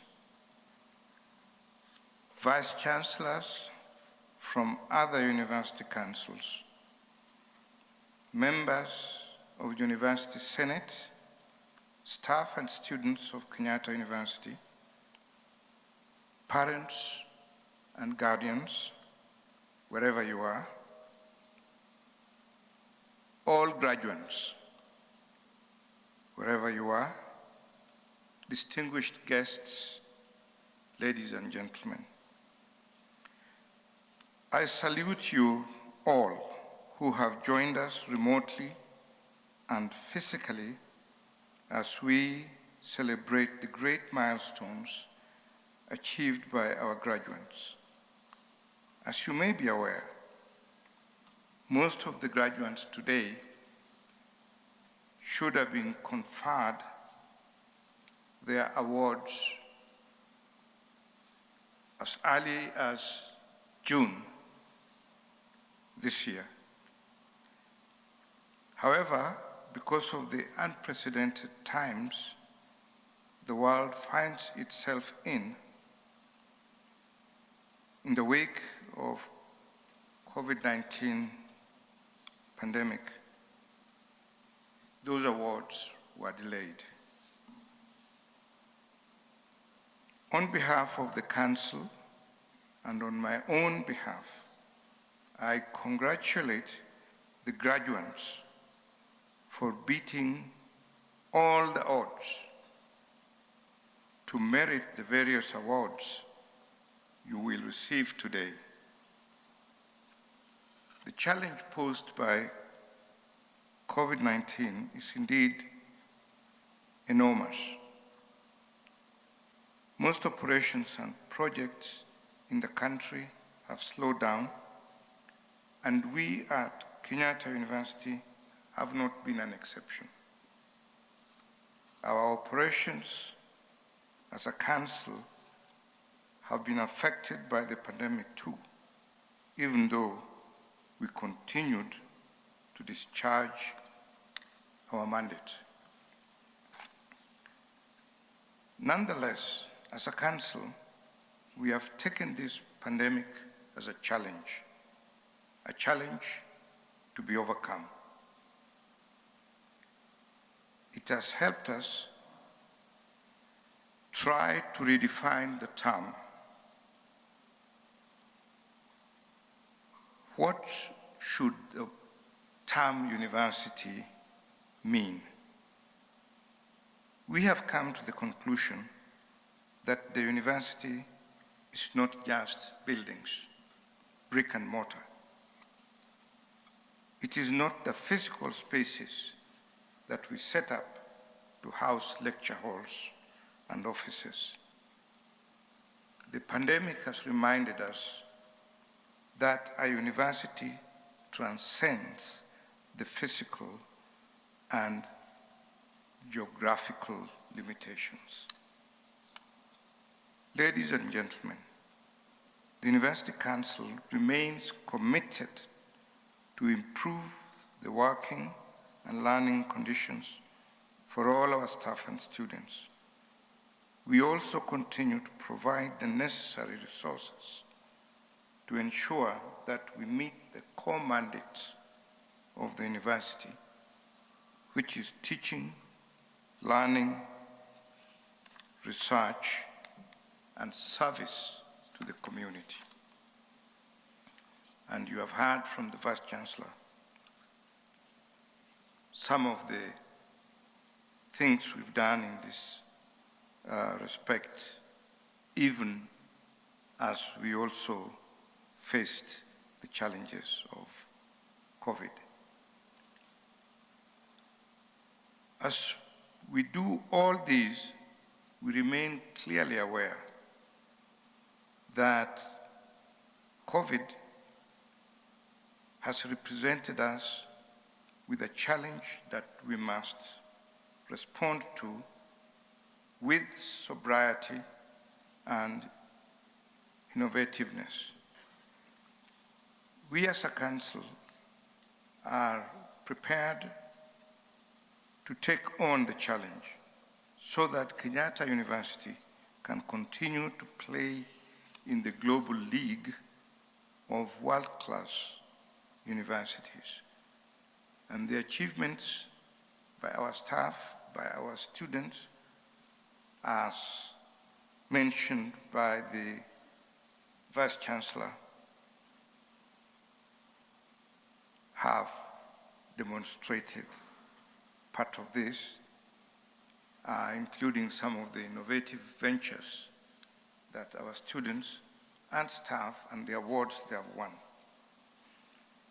I urge all graduates being feted today to redefine the meaning of the awards that they are about to receive.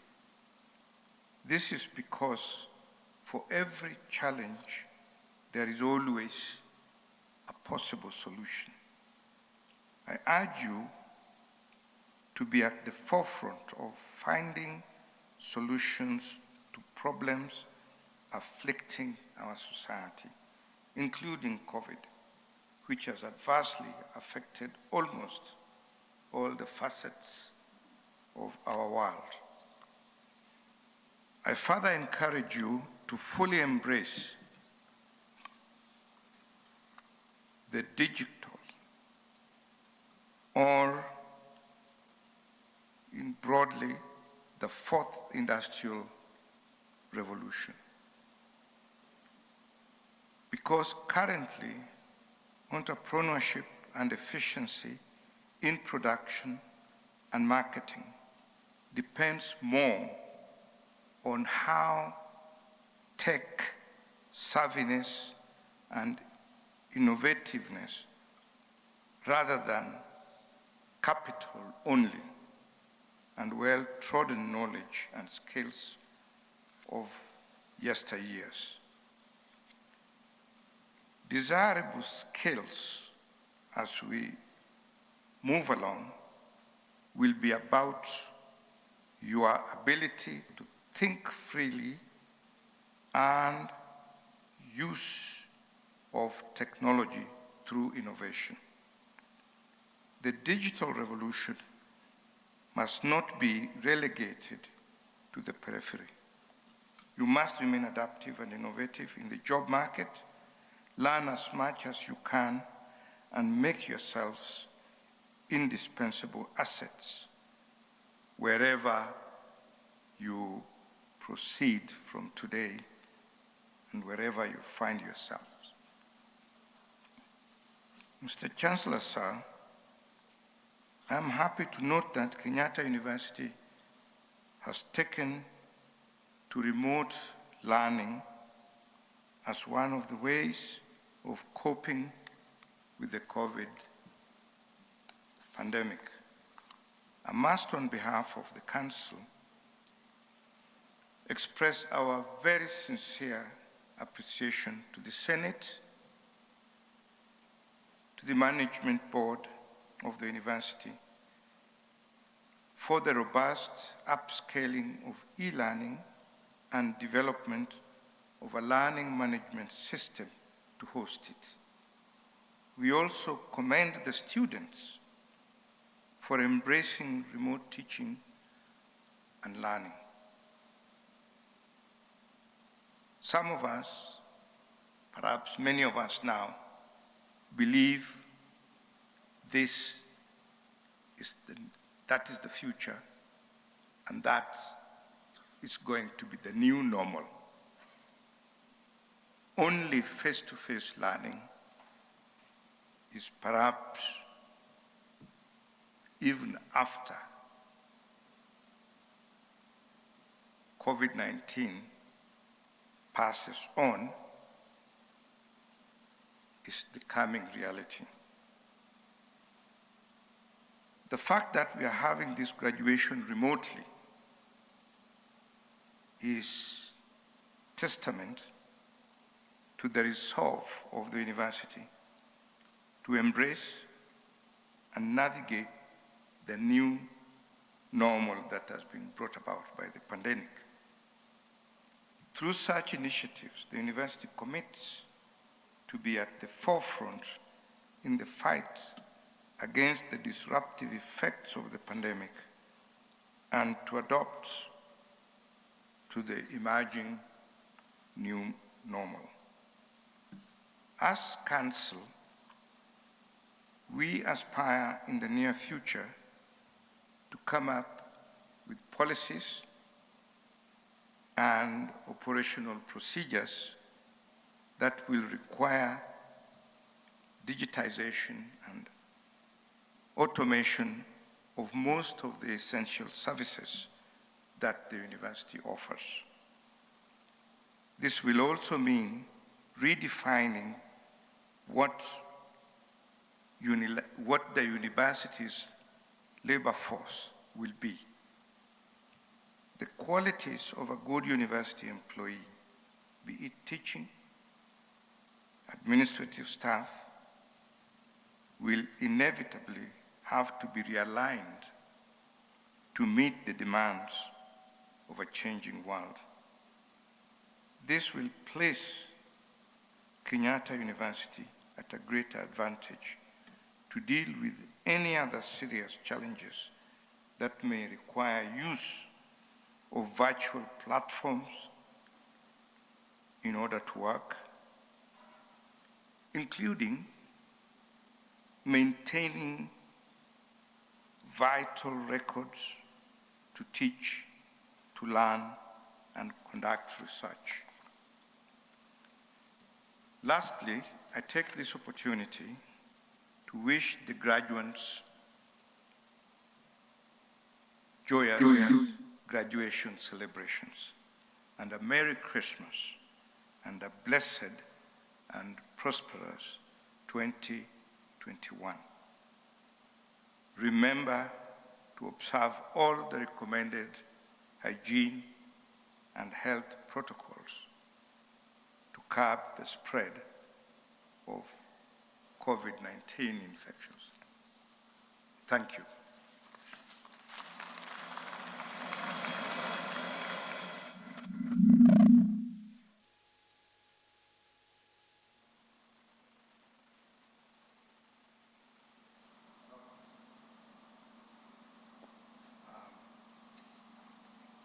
It is now my honor to ask the representative of the Cabinet Secretary to come to address the audience.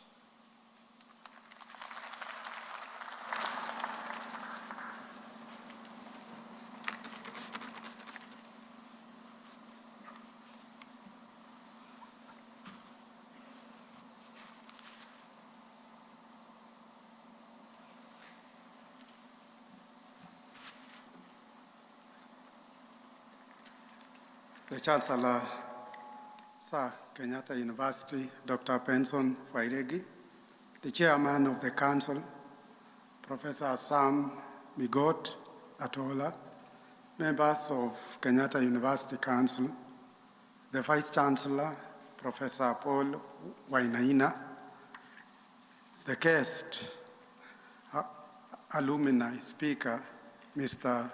Saitoti Torome, CPS, Principal Secretary, State Department for Planning, the National Treasury. Your Excellencies, the Ambassadors and High Commissioners present, Chairpersons of Council of our universities, the Vice Chancellors present, members of University Senate, staff and students of Kenyatta University, parents, guardians, graduates, our distinguished guests, ladies and gentlemen. I wish to read the speech of the Cabinet Secretary, Professor George Makoa, who is away outside the country on official duties. I'm pleased to join the Kenyatta University family for the 48th graduation ceremony. I pay tribute to those who have directly or indirectly been instrumental in contributing to the graduates' achievement, including parents, guardians, teaching and non-teaching staff, the Senate, management, the University Council, and the Vice Chancellor and the Chancellor. We are here today to acknowledge the great work you have done, graduates, and we wish you a warm congratulations and all the best as you move to the next level. In the history of learning in this country, some graduating classes have found themselves here in relatively easy times, while others have graduated in times of extraordinary difficulties. Today, we are not in the worst situation, but also perhaps in our best times in the history of this country. You graduate today at the times of considerable uncertainties as this country grapples with COVID-19 pandemic. Ladies and gentlemen, the education sector has been hit particularly hard by the COVID-19 pandemic with the countrywide school closures, which was necessary to ensure that the spread of COVID-19 is contained. I applaud the efforts made by Kenyatta University in ensuring compliance to the laid down procedures, in particular the adoption of the present-day technology in administering virtual classes to ensure continuity in learning. I urge graduates not to be discouraged by the current doubting situation, but ultimately transcend difficulties, keep a sense of perspective, and find inspiration in our collective and individual efforts and resilience that have brought us in this far as a country. COVID-19 may be the greatest calamity most Kenyans alive today have faced, but you will all agree that the life is replicated with numerous and divergent challenges. For many of you, your life and education journey have not been without difficulty. Most of you are beneficiaries of financial assistance, whether in needs-based scholarships, grants, or government loans. The government, in implementing the aspiration contemplated in the Agenda 63, established the National Research Fund to support scientific research, innovations, and innovations, and to build capacity in science, technology, innovation, and sector for financial development and in achieving the national development goals. I am glad to note that through competitive proposals, Kenyatta University has continuously benefited from National Research Fund research grants. I challenge the university community to redouble its effort in research and innovation-related projects in priority areas in relation to our national development agenda and as provided for in the Vision 2030 and the Big Four agenda. I further note with appreciation that in consonance with the theme of 48 graduation, Kenyatta University continues to sustain academic and research excellence during COVID-19 pandemic and beyond.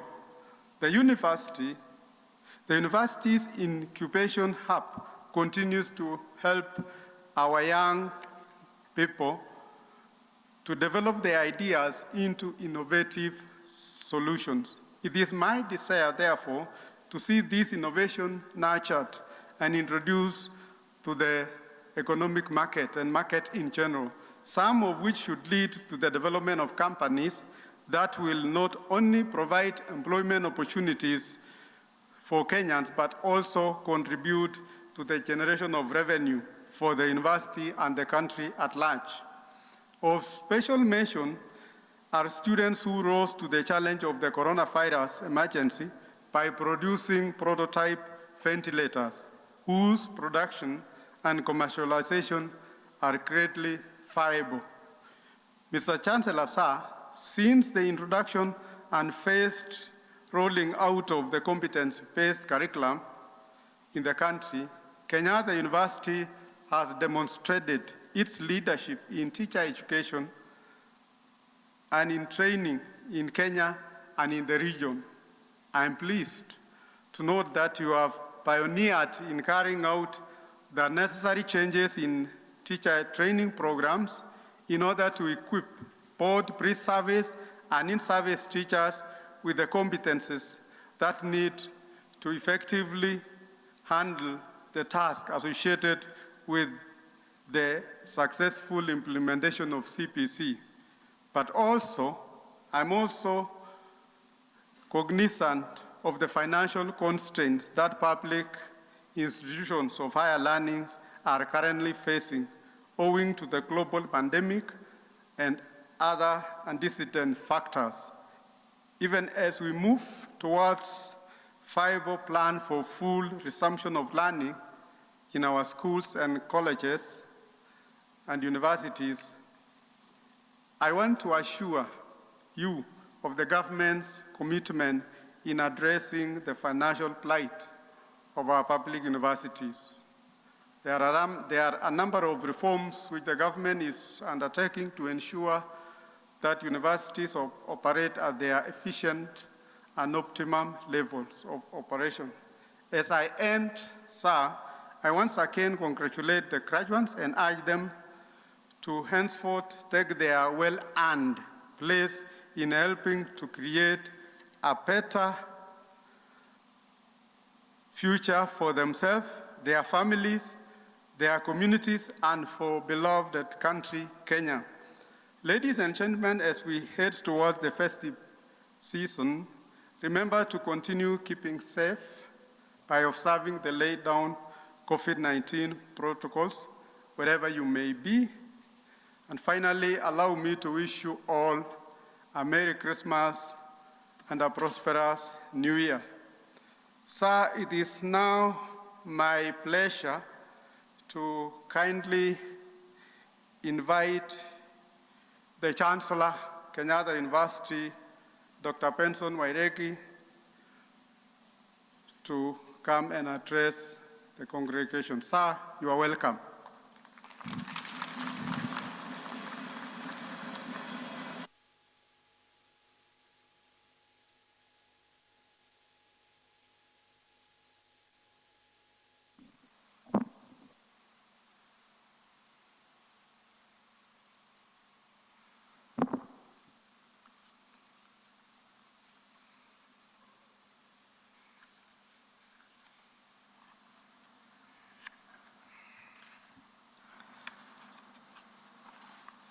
The Cabinet Secretary, Ministry of Education, Professor George Saitoti, my apologies, very sincere apologies.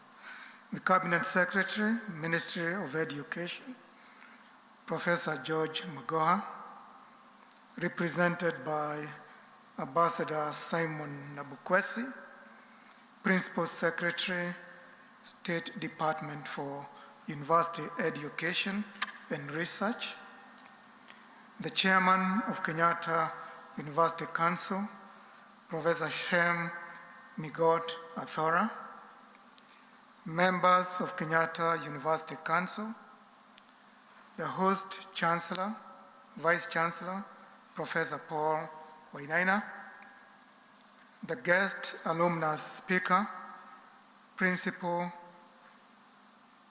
Mr. Saitoti Torome, CBS, Principal Secretary, State Department for Planning, the National Treasury, Your Excellencies, the Ambassadors and High Commissioners present, Chairpersons of Councils from other universities, Vice Chancellors from other universities, members of the University Senate, staff and students of Kenyatta University, parents and guardians, wherever you are watching this ceremony, graduates, distinguished guests, ladies and gentlemen, good morning.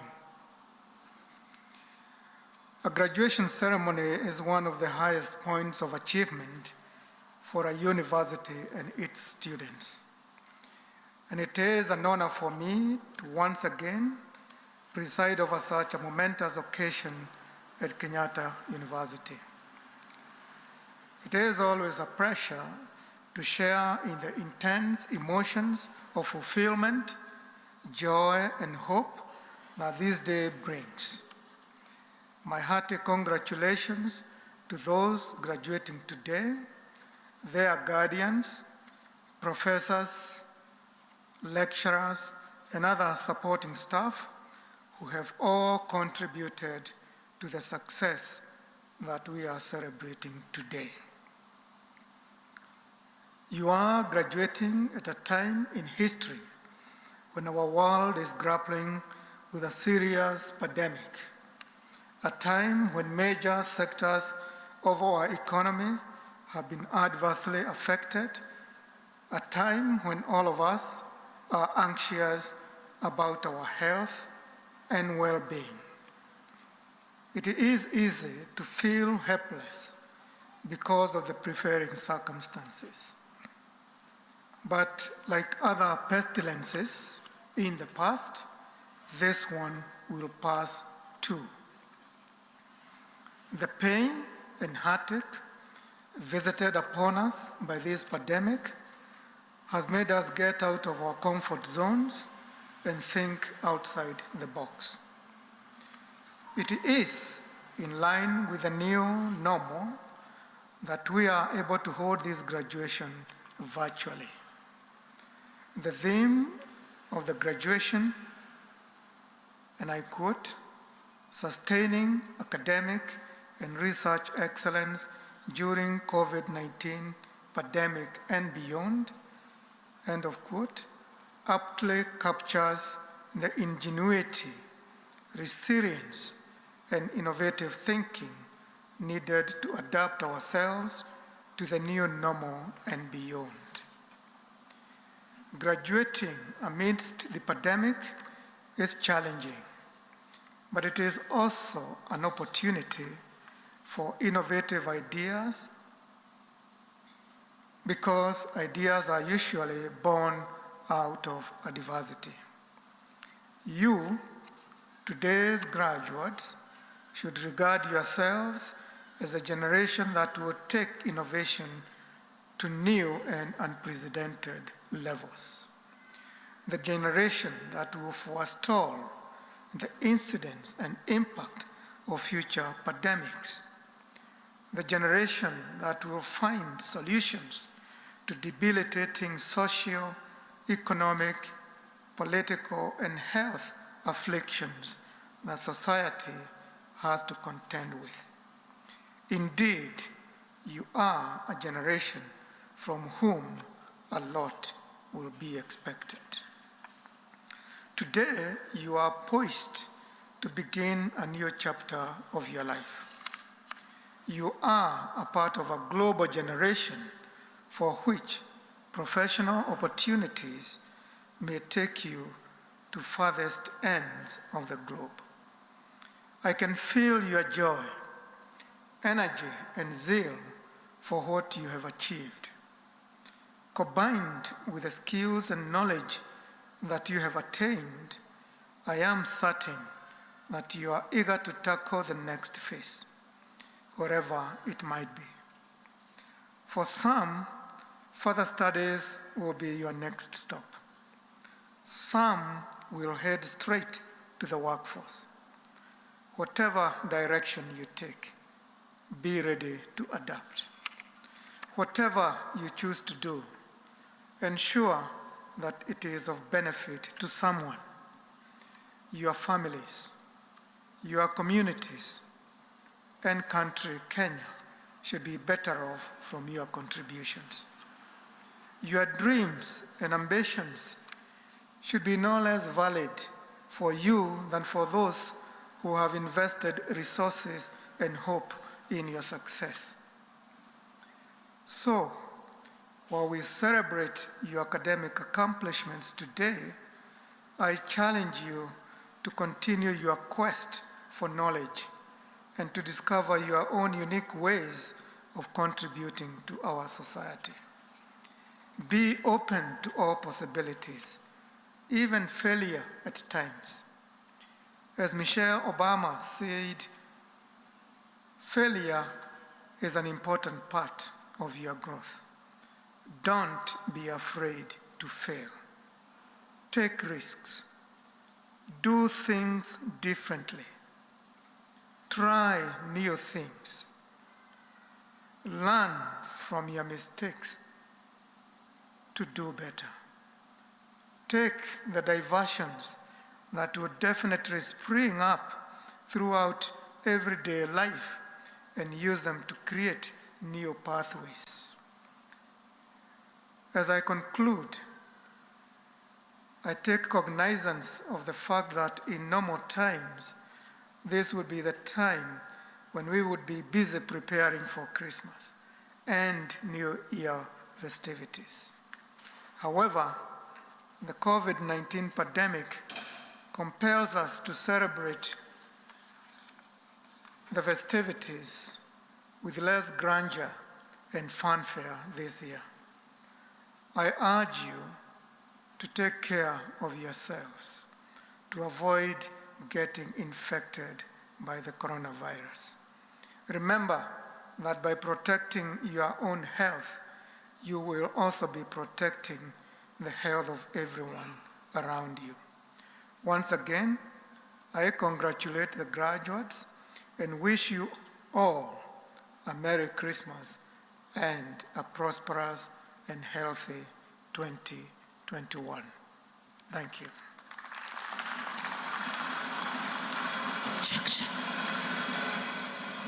A better clap for the Chancellor as we also end the speech section.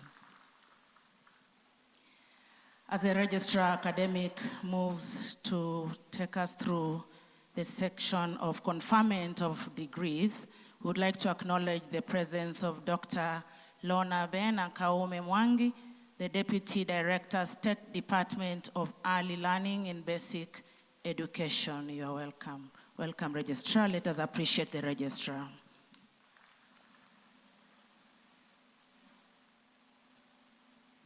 Mr. Chancellor, sir, in accordance with the Kenyatta University Charter 2013, Sections 8, A and B, the university is authorized by Statute 47, Sections 1 and 2, to confer doctorate, master's and bachelor's degrees, and award diplomas and certificates in programs approved by Senate.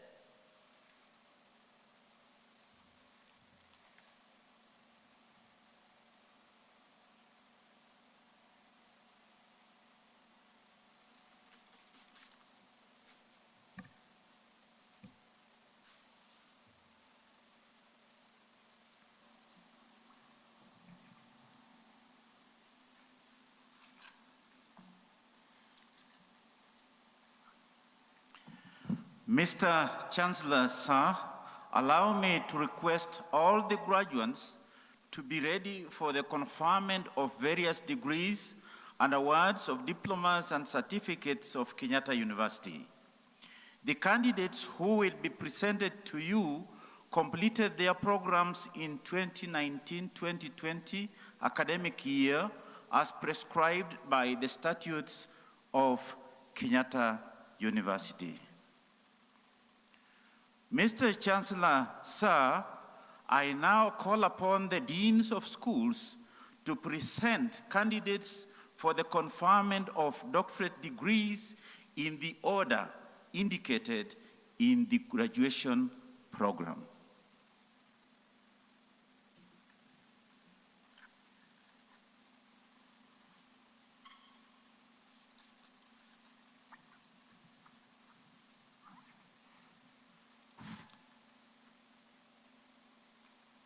Mr. Chancellor, sir, The following graduates satisfied the Kenyatta University Board of Examiners and the Senate for the award of the degree of Doctor of Philosophy in the School of Agriculture and Enterprise Development.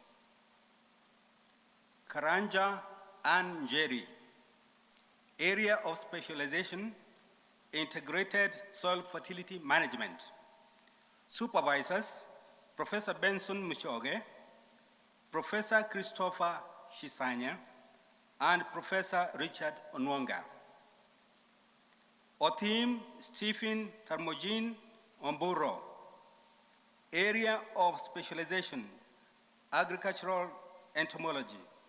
Supervisors, Ruth Kahudia Gadu, Dr. Komi Koma Makpopo, and Dr. Srinivasan Ramasamy. Mr. Chancellor, sir, it is now my honor to present the candidates for the award of the degree of Doctor of Philosophy of Kenyatta University.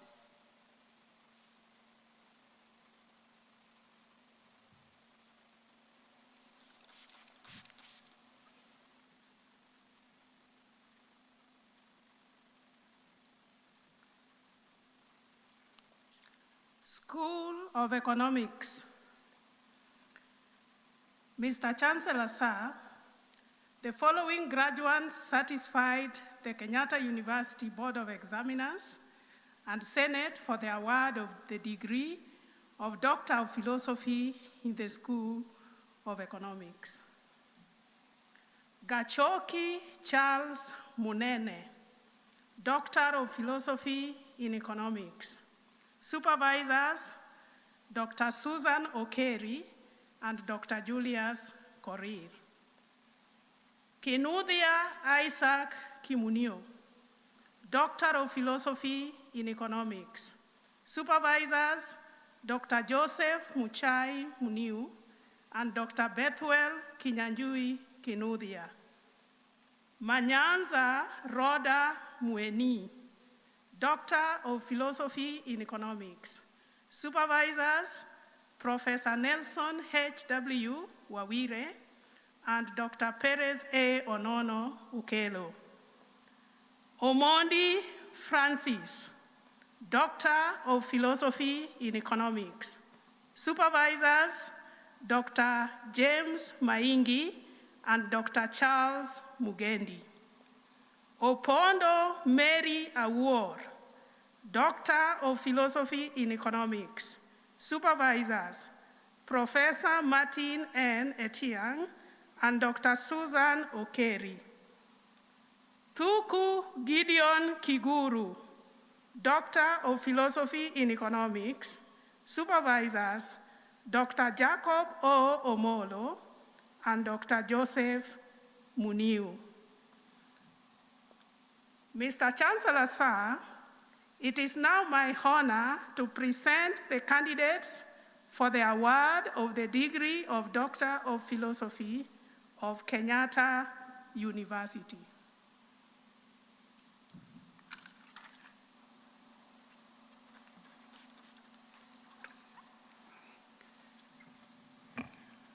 Mr. Chancellor, sir, the following graduates satisfy the Kenyatta University Board of Examiners and Senate for the award of the degree of Doctor of Philosophy in the School of Creative and Performing Arts, Film and Media Studies.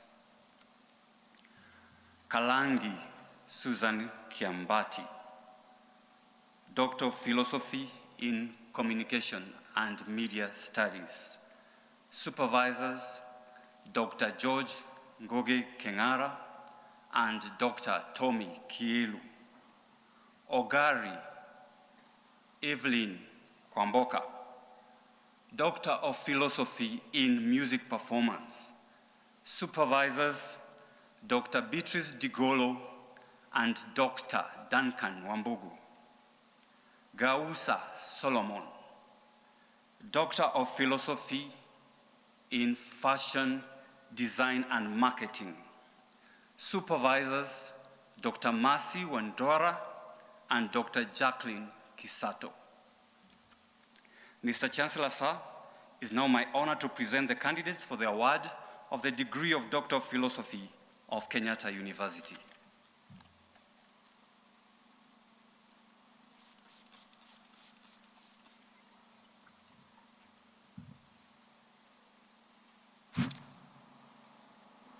School of Hospitality, Tourism and Leisure Studies. Mr. Chancellor, sir, the following graduates satisfied the Kenyatta University Board of Examiners and Senate for the award of the degree of Doctor of Philosophy in the School of Hospitality and Tourism. Usman Lawal A. Mani, Doctor of Philosophy in Hospitality Management. Supervisors, Dr. Rosmalia Aya and Dr. Mary Mutungi. Onyango Sylvester Aika, and Doctor of Philosophy in Recreation and Sports Management. Supervisors, Professor Vincent Ochieng Onywera, Professor Caleb Mileri, and Dr. Lucy Joy Wachira. Mr. Chancellor, sir, it's now my honor to present the candidates for the award of the degree of Doctor of Philosophy of Kenyatta University.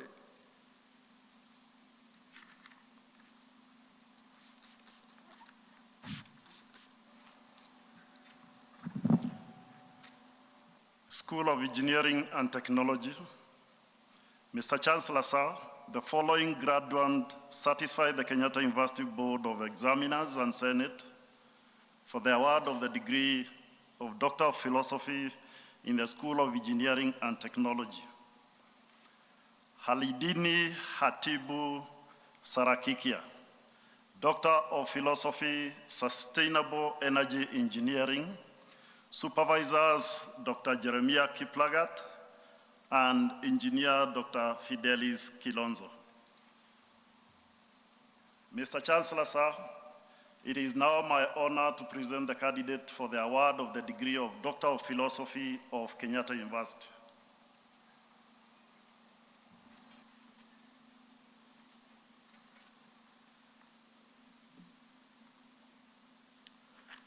The School of Environmental Studies. Mr. Chancellor, sir, the following graduates satisfied the Kenyatta University Board of Examiners and Senate for the award of the degree of Doctor of Philosophy in the School of Environmental Studies. Kariuki David Mugendi, Doctor of Philosophy in Environmental Planning and Management. Supervisors, Professor Caleb Mireri, Professor Jacob Kibwage. Mwangi Patricia Wanjigu, Doctor of Philosophy in Environmental Planning and Management. Supervisors, Dr. Peter Kamau, Dr. Faith Karanja, and Dr. Sami Letema. Njeri Purity Mudhoni, Doctor of Philosophy in Environmental Planning and Management. Supervisors, Dr. Sami Letema and Professor Gershon Munala. Pasweti Caleb Ndabo, Doctor of Philosophy in Environmental Sciences. Supervisors, Professor Sham Manoha and Dr. Samuel Oto. Cheriot Musa Kipchumba, Doctor of Philosophy in Environmental Sciences. Supervisors, Dr. Gladys Kaduru and Dr. James Koske. Mutuku Heran M, Doctor of Philosophy in Climate Change and Sustainability. Supervisors, Professor James Kungu and Dr. Benson Mburu. Mr. Chancellor, sir, it is now my honor to present the candidates for the award of the degree of Doctor of Philosophy of Kenyatta University.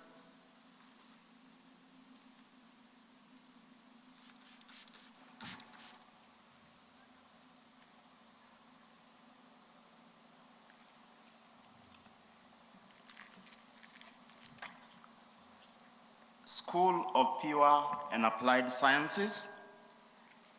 Mr. Chancellor, sir, the following graduates certified the Kenyatta University Board of Examiners and Senate for the award of degree of Doctor of Philosophy in the School of Pure and Applied Sciences.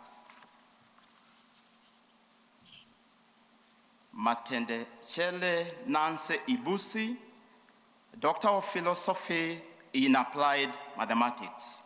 Supervisors, Dr. Winfred N. Mutuku and Professor Falai Nyabanza. Mudoka Geoffrey Govi, Doctor of Philosophy in Pure Mathematics, supervisors, Professor Ireri Kamuti and Dr. Mutie Kavila. Maundu Ann Monanie, Doctor of Philosophy in Aquatic Sciences, supervisors, Professor Leka Lani Sharma, Dr. Joshua Muri Mutiso, and Dr. Jonathan Bonge Mguti. Kahodho Stanley Wabogo, Doctor of Philosophy in Material Science, supervisors, Professor Willis J. Abuso, and Professor John Okumu.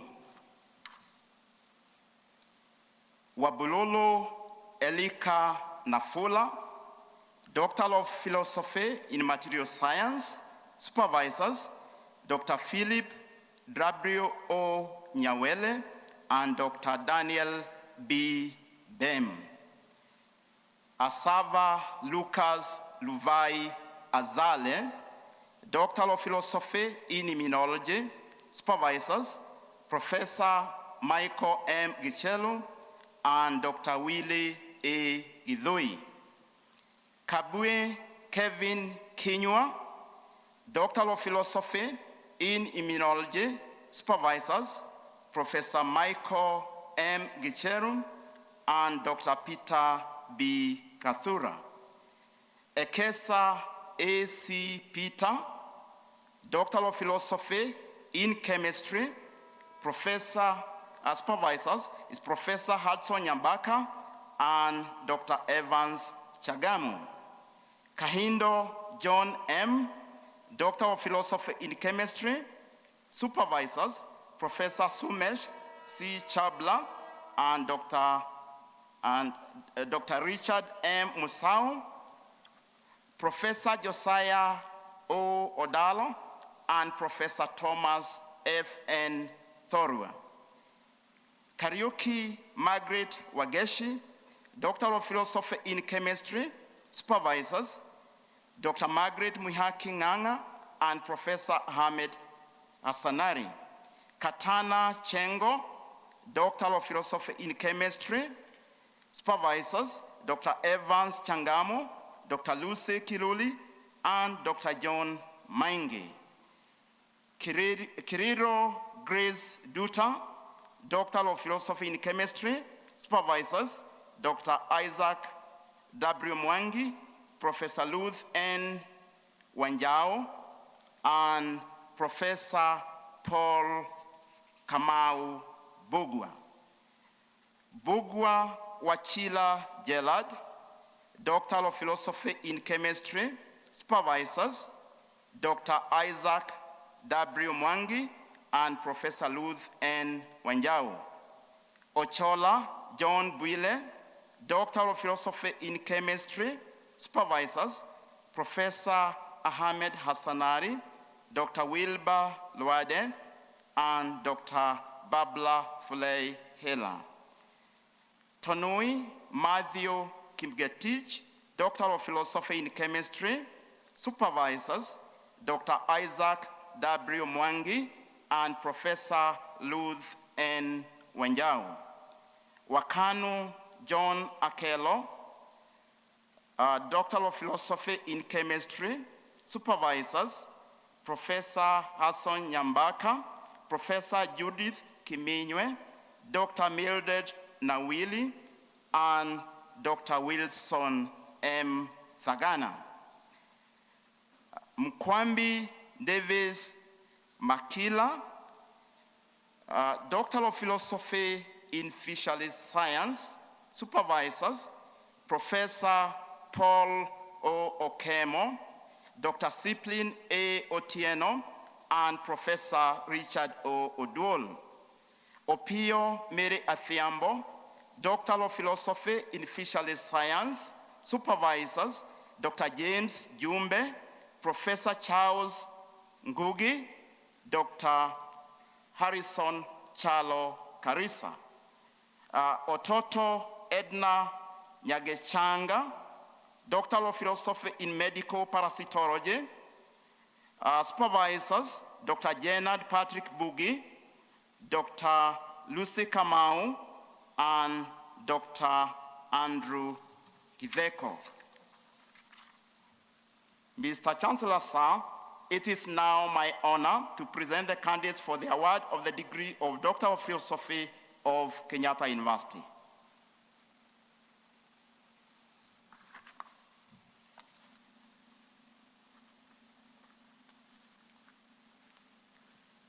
School of Public Health and Applied Human Sciences.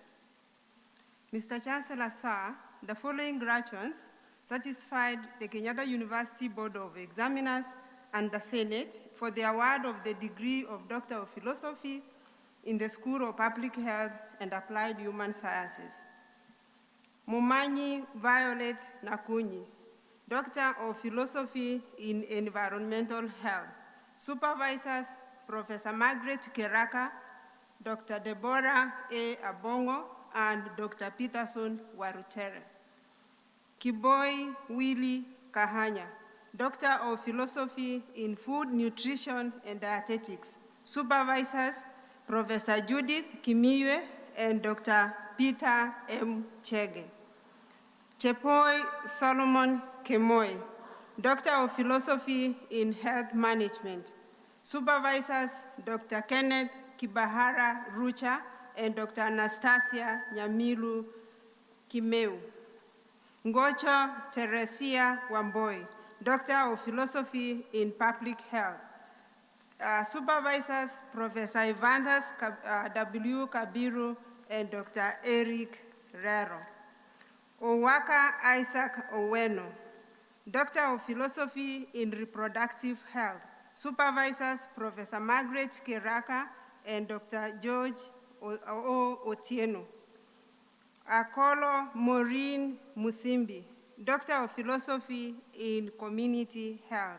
Supervisors, Dr. Justus O.S. Osero and Dr. Anthony N. Kibira. Odero Teresa Mary Awol, Doctor of Philosophy in Community Health. Supervisors, Professor Evanthus Kabiru and Dr. Justus O.S. Osero. Muse Elizabeth, Doctor of Philosophy, Sports Psychology. Supervisors, Professor Andanje Mwishuka and Dr. Mugara Bulinda Huntington. Mr. Chancellor, sir, it is now my honor to present the candidates for the award of the degree of Doctor of Philosophy of Kenyatta University.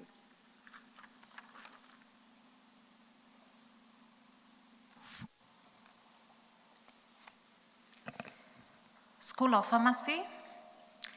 Mr. Chancellor, sir, the following graduate satisfied the Kenyatta University Board of Examiners and Senate for the award of the degree of Doctor of Philosophy in the School of Pharmacy. Misonge Jared Onyancha, Doctor of Philosophy in Pharmacognosy and Complementary Medicine. Supervisors, Professor Nicholas Kamindu Gikonyo, Professor Michael Muita Gisheru, and Dr. Sabina Wangui Washira. Mr. Chancellor, sir, it is now my honor to present the candidate for the award of the degree of Doctor of Philosophy of Kenyatta University.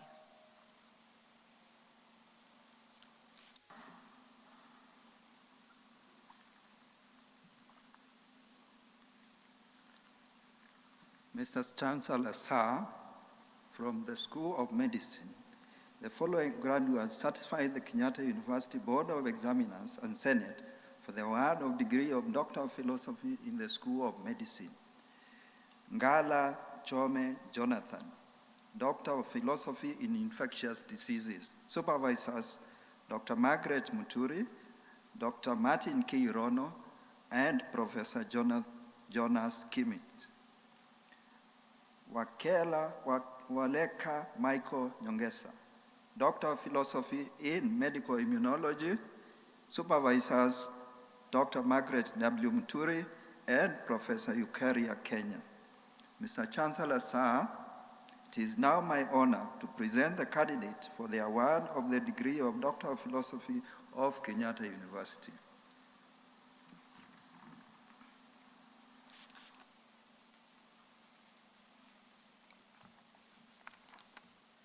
School of Humanities and Social Sciences. Mr. Chancellor, sir, the following graduates certified the Kenyatta University Board of Examiners and Senate for the award of the degree of Doctor of Philosophy in the School of Humanities and Social Sciences.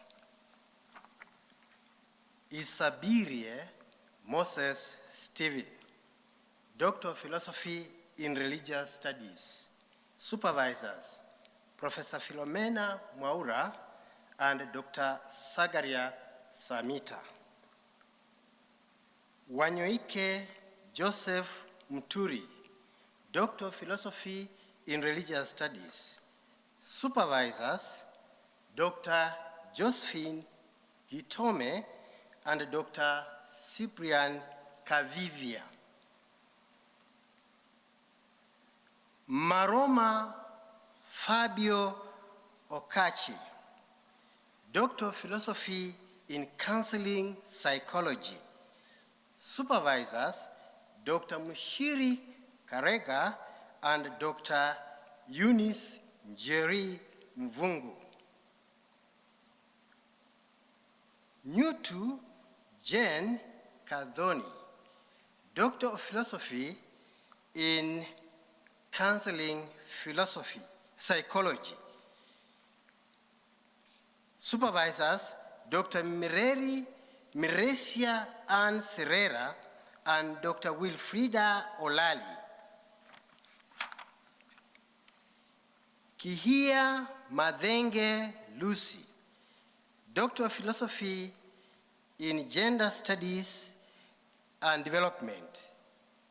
Supervisors, Professor Catherine Dungo and Dr. Gaspar Masiga. Mwangi Judy Wambui, Doctor of Philosophy in Gender and Development Studies.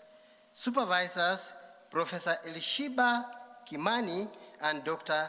Gaspar Maziga. Washira Susan Wanjiru, Doctor of Philosophy in Applied Linguistics. Supervisors are Dr. Joyce Wangia, Dr. Purity Ndhika, and Dr. Milka Choka. Bashiri Bello, Doctor of Philosophy in Sociology. Dr. Francis Kere and Dr. Henry Rono. Ondigo Quintia Anyango, Doctor of Philosophy in Sociology. Supervisors, Dr. Henry Rono, Dr. Francis Kere. Mose Kesare Etna, Doctor of Philosophy in Linguistics. Supervisors, Dr.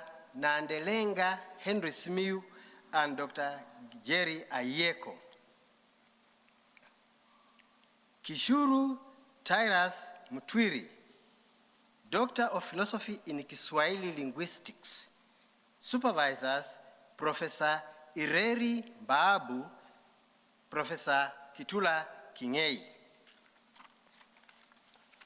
Mr. Chancellor, sir, it's now my honor to present the candidates for the award of the degree of Doctor of Philosophy of Kenyatta University.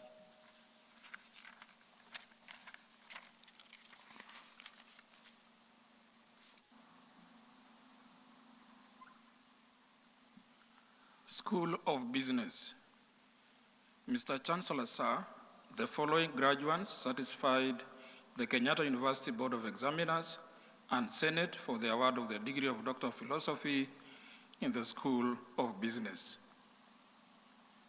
Akims Malgit Amos, Doctor of Philosophy in Finance. Supervisors, Dr. Job Omagwa and Dr. John Mungai. Apoyo Benson Odhiambo, Doctor of Philosophy in Finance. Supervisors, Dr. Ambrose Jagongo and Dr. James Kilika. Gitagia Francis, Doctor of Philosophy in Finance. Supervisors, Dr. Lucy Wamugo Mwangi and Dr. Job Omongi Omagwa.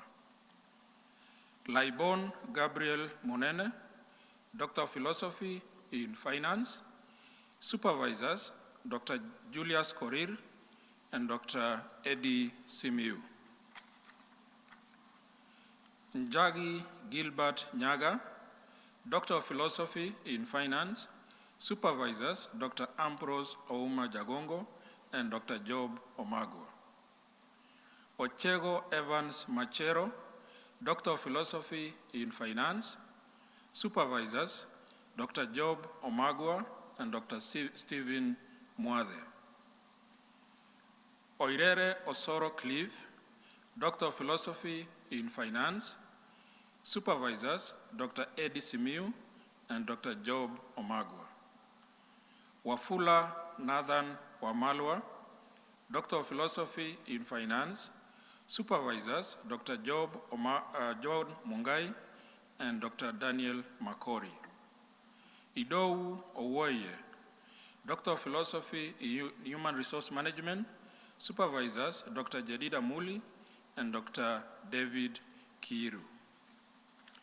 Ngeno Weldon Kibet, Doctor of Philosophy in Human Resource Management. Supervisors, Dr. Anna Bula and Professor David Minja. Gishoi Wanjiru Rahab, Doctor of Philosophy in Project Management. Supervisors, Dr. Paul Sang and Dr. George Kosimbei. Mobegi Ongera Jones, Doctor of Philosophy in Project Management. Supervisors, Dr. Paul Sang and Dr. Rosemary James. Iloka Kenneth Malongo, Doctor of Philosophy in Management Information Systems. Supervisors, Dr. Stephen M. Mwathe and Dr. Stephen Waidaka. Kingo Ruth Ndanu, Doctor of Philosophy in Strategic Management. Supervisors, Dr. Linda Kimenju and Dr. Geoffrey Kinywa. Kitenga Gabriel Mudhiani, Doctor of Philosophy in Strategic Management. Supervisors, Dr. James M. Kilika and Dr. Ann Moshemi. Okej Joseph Odongo, Doctor of Philosophy in Strategic Management. Supervisors, Dr. James Kilika and Dr. Geoffrey Kinywa. Mr. Chancellor, sir, it is now my honor to present the candidates for the award of the degree of Doctor of Philosophy of Kenyatta University.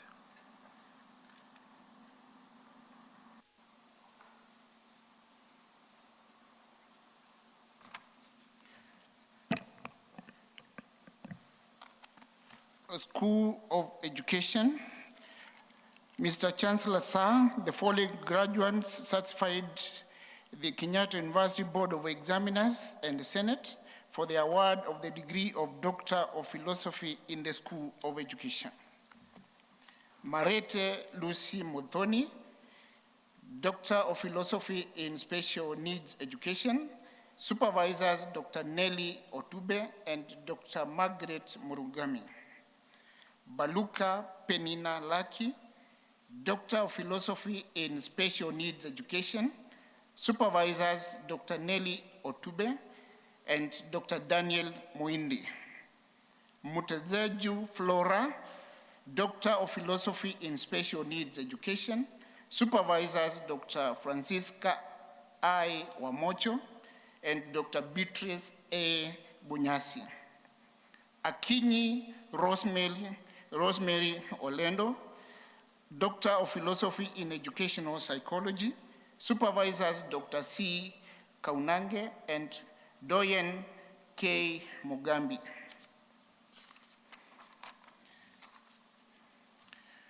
Mutisia Elizabeth Nduku, Doctor of Philosophy in Educational Psychology. Supervisors, Dr. Jordan N. Dinga, and Professor Teresia K. Kinai. Soy Gilbert Ngetich, Doctor in Philosophy in Educational Psychology. Supervisors Dr. Peter Maura and Dr. Tabitha Wangeri. Walioli Ruth Wangu, Doctor of Philosophy in Early Childhood Studies. Supervisors Dr. Rachel Kamau Kangeve and Dr. Mary N. Runo. SV Gabriel, Doctor of Philosophy in Educational Management. Supervisors Dr. Samuel Waweru and Dr. Purity Mudhima. Odicho Kemuma Naomi, Doctor of Philosophy in Educational Management. Supervisors Dr. Felista W. Njuguna and Professor Kisilu Kombo.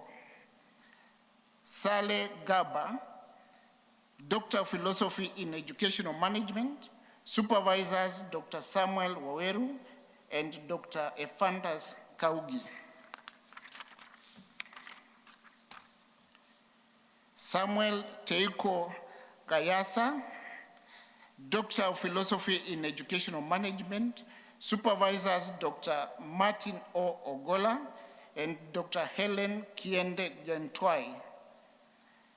Okita Dan Odhiambo, Doctor of Philosophy in Sociology of Education. Supervisors Professor Daniel Namusonge Sifuna and Professor Kisilu Kombo. Opere Olivia Achieng, Doctor of Philosophy in Sociology of Education. Supervisors Dr. Isabella Musyoka Kamere and Dr. Violet Wawire. Mogaka Malach Mongare, Doctor of Philosophy in Planning and Economics of Education. Supervisors Dr. Norbert Ogeta and Dr. Samson Ikinya Kariuki. Wachie Haman Joseph, Doctor of Philosophy in Planning and Economics of Education. Supervisors Dr. Jacqueline K. A. Nyerere and Dr. Thaddeus O. Ruga. Kiarie Maingi Kamene Benedict, Doctor of Philosophy in Educational Psychology. Supervisors Dr.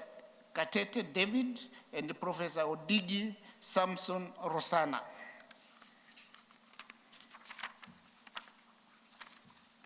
Mogeni Jackson Mobisa, Doctor of Philosophy in Educational Psychology.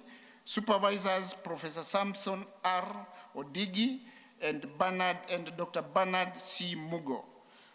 Chepkemoi Mary Chumo, Doctor of Philosophy in History of Education. Supervisors Professor Daniel Namsonge Sifuna and Professor Augustine Mambo Karugu. Gitonga Peter Kimani, Doctor of Philosophy in History of Education. Supervisors Professor James E. Otiende and Professor Augustine M. Karugu. Baharim Idrisu, Doctor of Philosophy in Social Studies Education. Supervisors Professor Samson R. Odigi, late Professor Henry O. Ayot and Dr. Mweni N. Kiyo. Joka Nazirao Bogo, Doctor of Philosophy in Physics Education. Supervisors Professor Toli Nicholas and Dr. Waweru Gishuhi.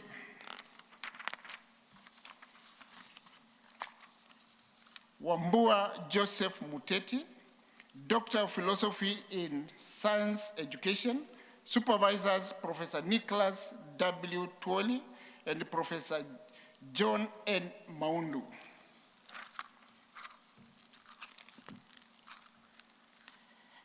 Mr. Chancellor, sir, it is now my honor to present the candidates for the award of the degree of Doctor of Philosophy of Kenyatta University.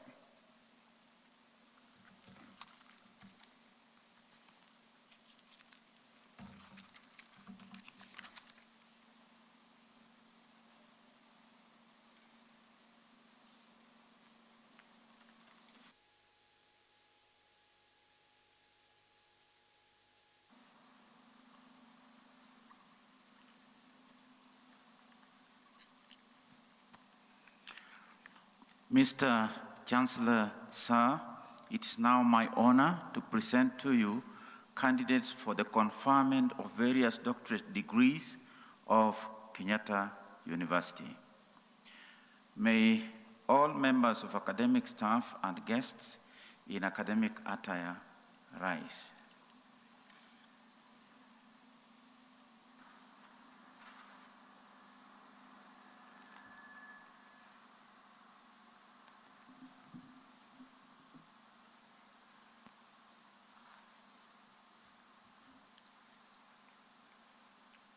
I admit the persons presented to me to the degree of Doctor of Philosophy, and by my authority and that of the entire university, give power to read and to do all that appertains to this degree.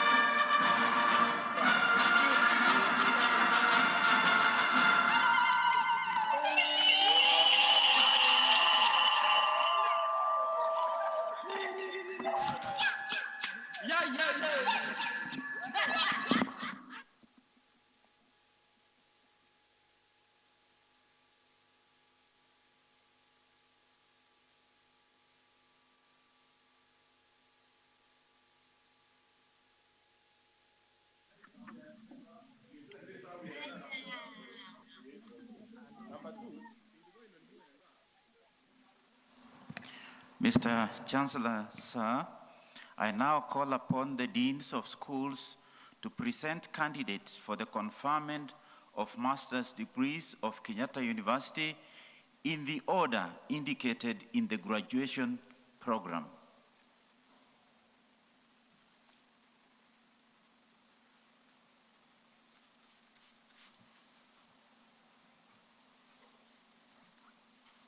Of Agriculture and Enterprise Development.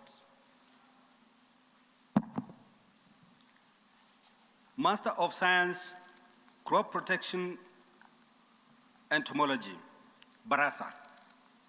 Master of Science, Land and Water Management, Kahuthia, Mutai, Ojuka. Master of Science, Agribusiness Management, Leting, Buba. Master of Science, Crop Protection Pathology, Murero. Master of Science, Animal Nutrition and Management, Maina. Master of Science, Agronomy, Achola, Kiprotich, Mbatha, Mose, Muliungi, Musito.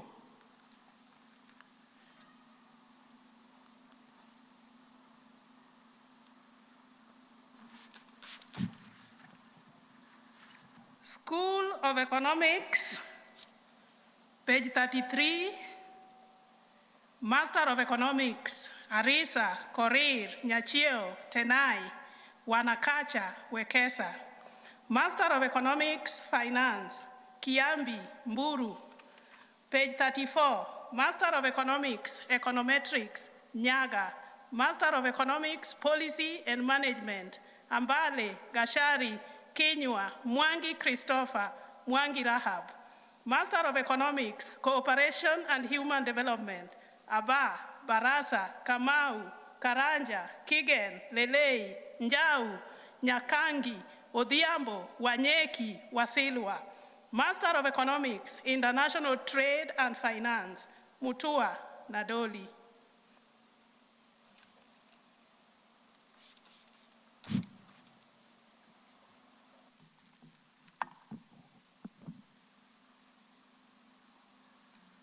School of Creative and Performing Arts, Film and Media Studies, Master of Arts, Music Education, Haemba Murianki.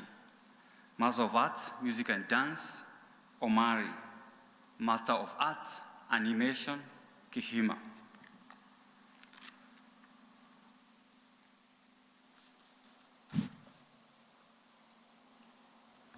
A School of Hospitality, Tourism and Leisure Studies, a Master of Science, Hospitality and Tourism Management, Kamau Mwambuli, Dungu Oduol Omoke. Master of Science, Hospitality Management, Vitange Bulile Wakasara. Master of Science, Recreation and Sports Management, Ketel Duru.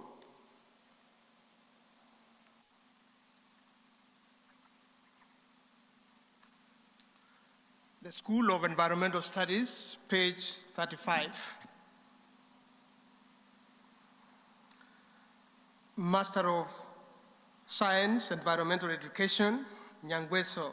Master of Environmental Science, Toxicology, Nyandika. Master of Environmental Science, Kinyanjui, Mbudia, Jiraini, Odhiambo.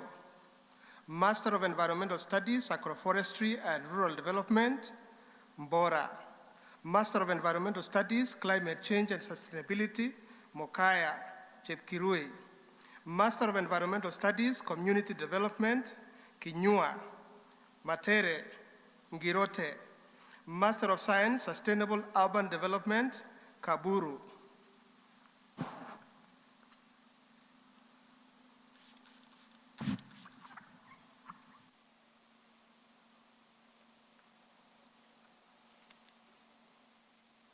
School of Pure and Applied Sciences, Master of Science, Pure Mathematics, Gikunda Omori Waweru.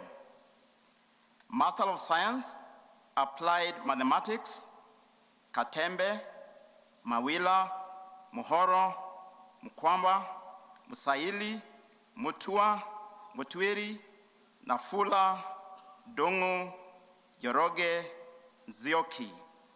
Master of Science, Biotechnology, Wanjela Yego.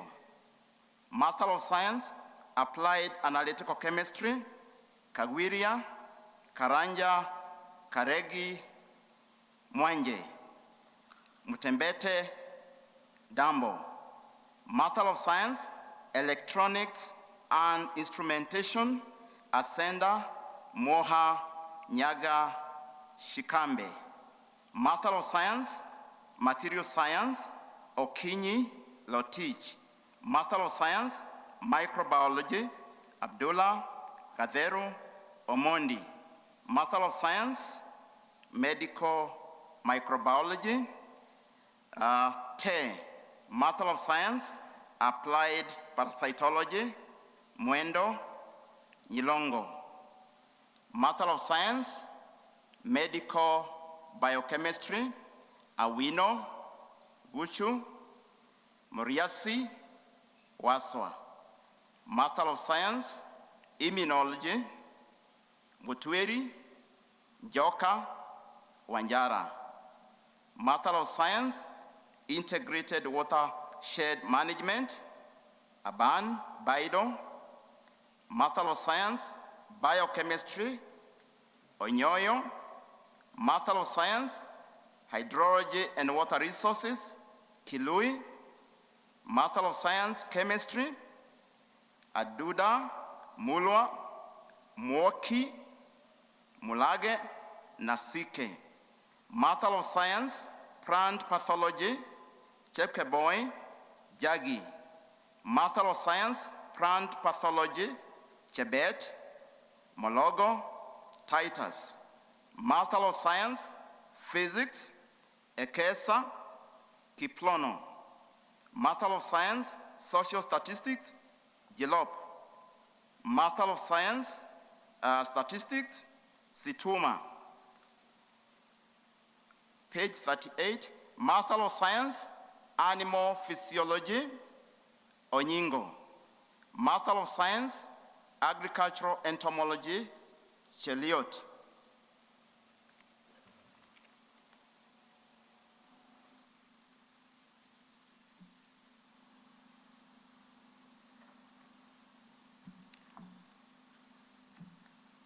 School of Public Health and Applied Human Sciences, Master of Public Health, Epidemiology and Disease Control, Chivone, Hitau, Lumonje, Ngede, Nyaga, Nyawira, Olo, Onguto.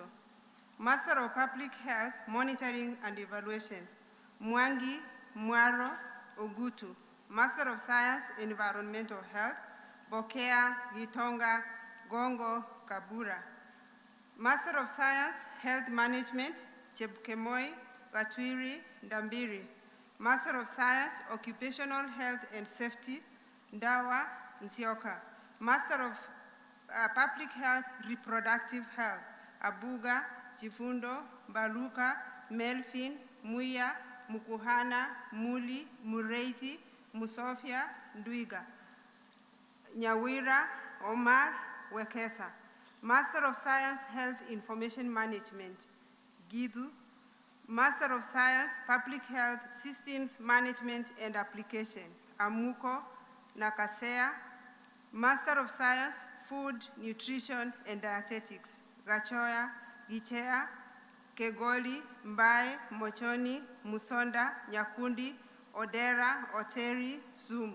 Master of Science, Community Resource Management, Ngari, Yongesa.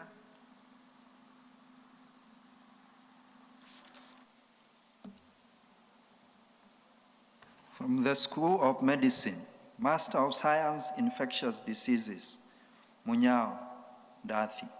Master of Science, Infectious Diseases, Bacteriology, Ondari.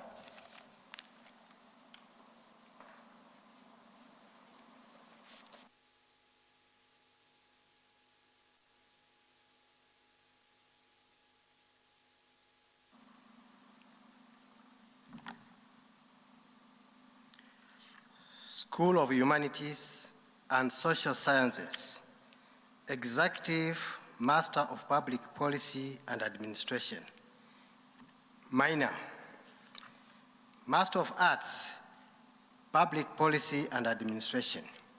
Abdi, Abrahaman, Abdullahi Ali, Abdullahi Ismail, Ahmed, Ali, Anthony, Barasa, Geror, Cheriot,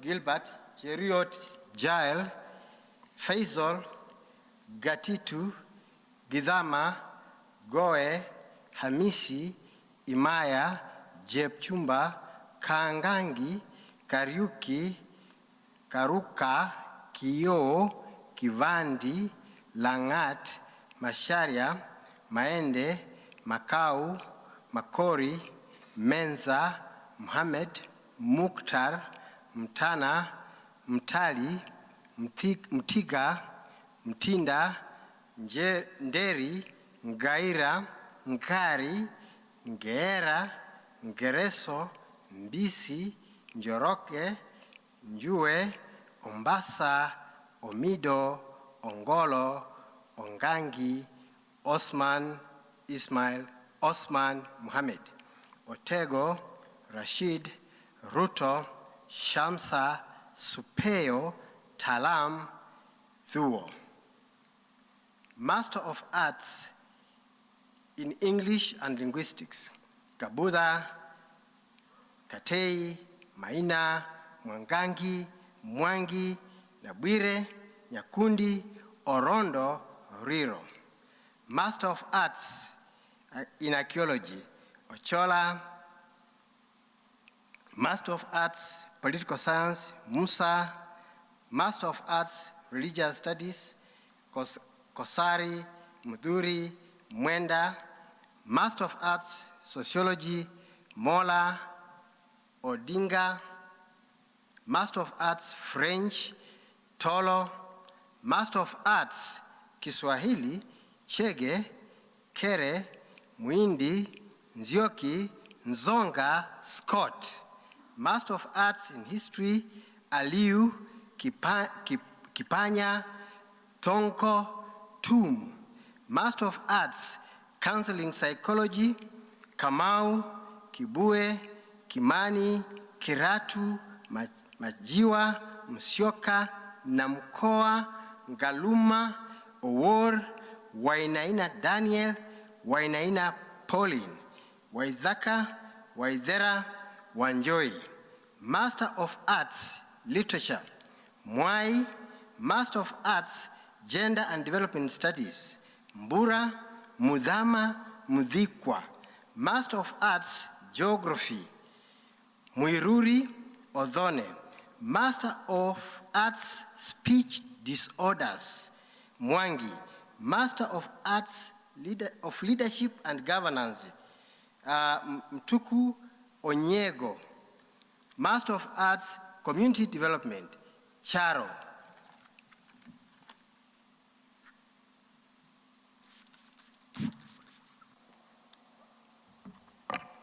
School of Security, Diplomacy and Peace Studies, Master of Arts, Peace and Conflict Management, Muriungi Jenga Oblutsa Ramadan. Master of Arts, International Relations and Diplomacy, Dela Walie. Master of Security Management and Police Studies, Gidhaka Kiprono Miruka Munuhe Mutuma Diege Nyabuti Okumu. Master of Arts in Leadership and Security Management, Ansensi Kadhuli Gare Tonui. Master of Arts Security Strategic Studies, Mambili Wafula.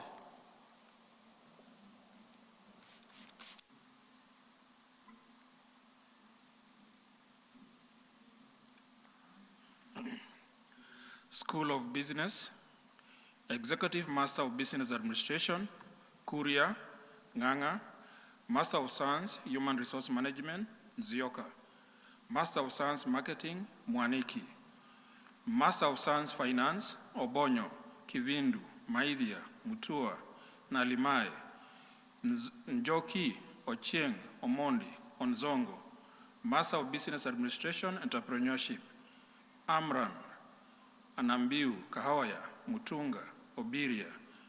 Master of Business Administration, Finance, Abdikadir, Agang, Amoa, Apunda, Cheboy, Cherotich, Echwa, Ishui, Hassan Daud, Hassan Malim, Ireri, Kangangi, Karakacha, Kasomba, Kaumbua, Kinywa, Kipsafari, Kirima, Kisotu, Kitivu, Kuanga, Langat, Lenaona, Maina, Mishira, Mohammed, Mugo, Mugwe, Muhanji, Mbua, Musembi, Mutua, Muturi, Mwambui, Mwanyika, Mwaora, Naburi, Nasieku, Ndungu, Ngava, Ngima, Ngoko, Ngui, Ngulale, Ngungu, Ngure, Nyabute, Odhiambo, Odidi, Okech, Okumu, Ongera, Ouma, Oyugi, Ratemo,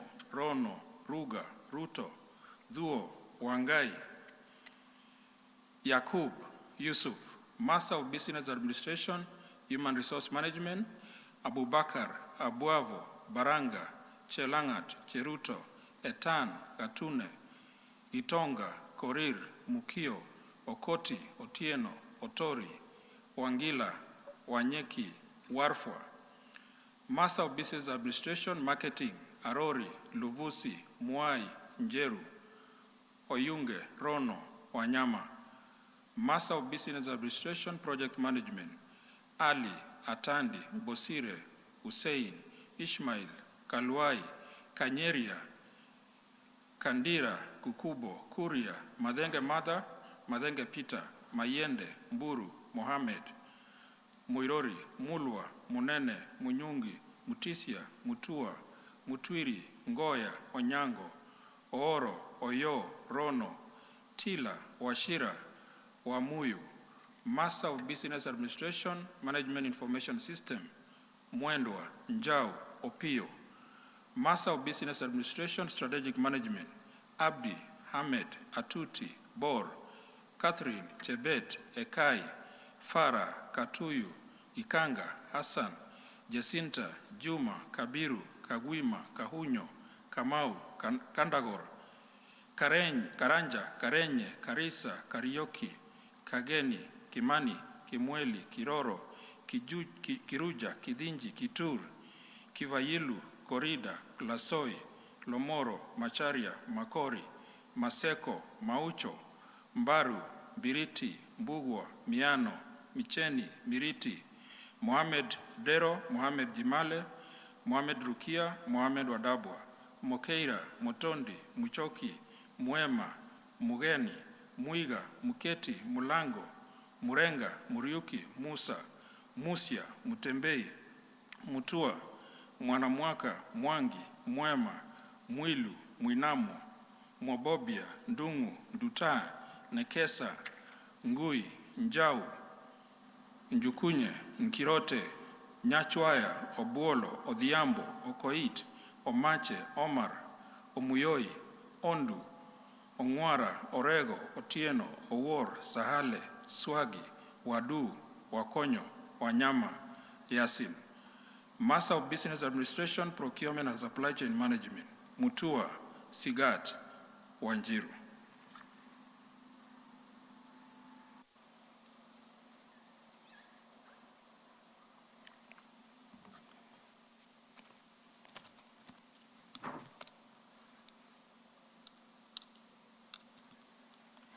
School of Education, Master of Education, Mathematics Education, Karanja, Master of Education, Early Childhood Education, Avoga, Awinja, Yidhinji, Kariuki, Kasingui, Maero, Muridhi, Mudhama, Godho, Njuguna, Rogaro, Simiu, Master of Education, Economics of Education, Nabali, Wachelu, Master of Education, Physics Education, Ochieng, Master of Education, Science Education, Gakirio Ndolo, Master of Education, Special Needs Education, Amondi, Atiende, Ayebei, Bashish, Kalia, Kilingi, Mukabira, Madisko, Maina, Masai, Mayanya,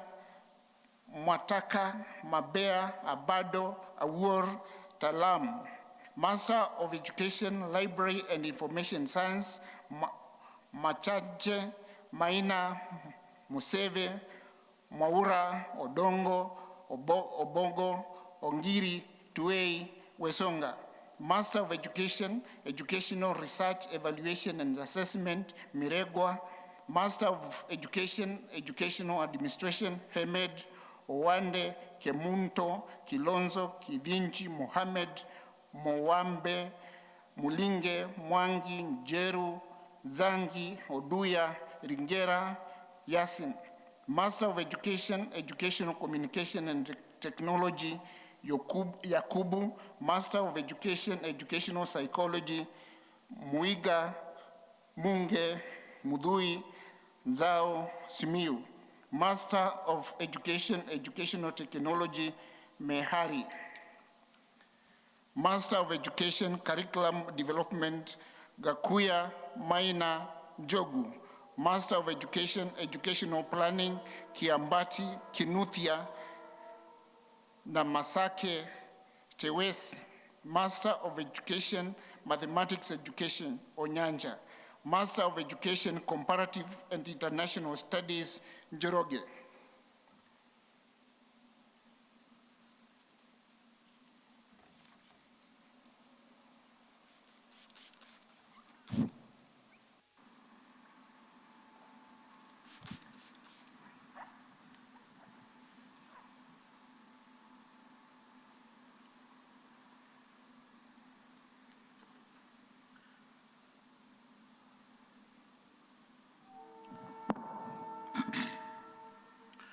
Will all the graduates who will be conferred with the various master's degrees get ready wherever they are?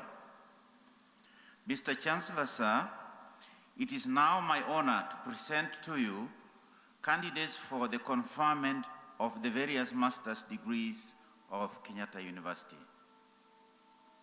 May all members of academic staff and guests in academic attire rise.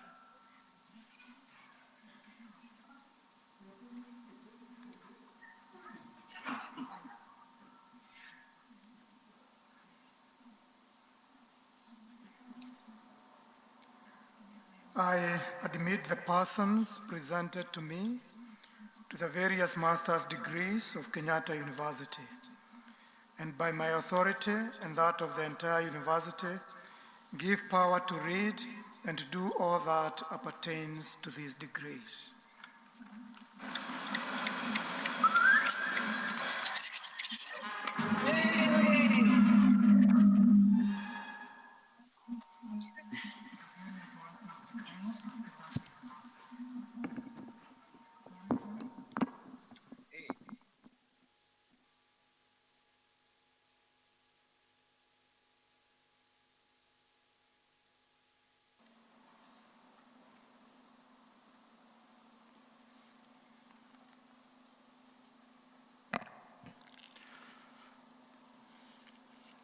Mr. Chancellor, sir, I now call upon the deans of schools to present candidates for the conferment of bachelor's degrees and awards of postgraduate diplomas and certificates of Kenyatta University in the order indicated in the graduation program. The deans will read the serial numbers for the graduates and the page numbers in the booklet.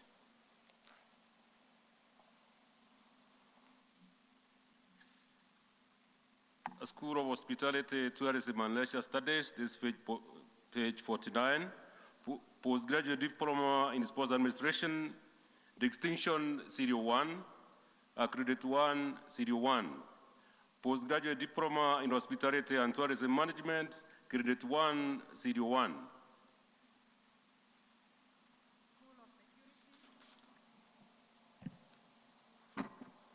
School of Security, Diplomacy and Peace Studies, Postgraduate Diploma in Security and Correctional Science, Credit 2, Serial 1 on page 49.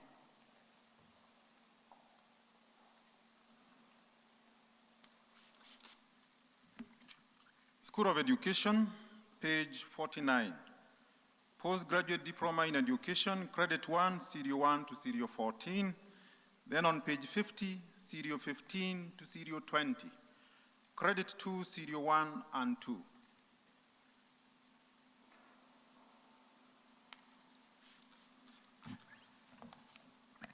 School of Creative and Performing Arts, Film and Media Studies, Diploma in Film and Theatre Arts, Credit 1, Serial 1, 2, 3, Credit 2, Serial number 1, Pass, Serial number 1, Diploma in Communication and Media Studies, Credit 2, Serial number 1, Diploma in Fine Art, Credit 1, Serial number 1 and 2, Credit 2, Serial number 1 and 2, Diploma in Music, Distinction, Serial number 1 to 3, Credit 1, Serial number 1 to 14, Credit 2, Serial number 1.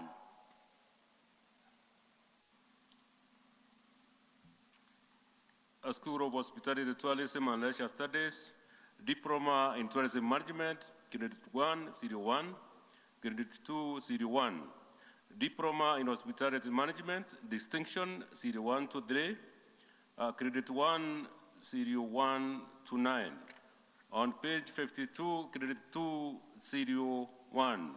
Diploma in Sports Administration and Management, Distinction, Serial 1.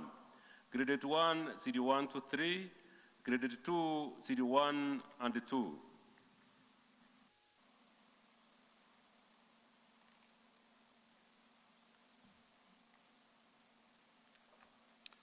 School of Engineering and Technology, Diploma in Information Technology, Credit 2, Serial 1, 2, and 3 on page 52.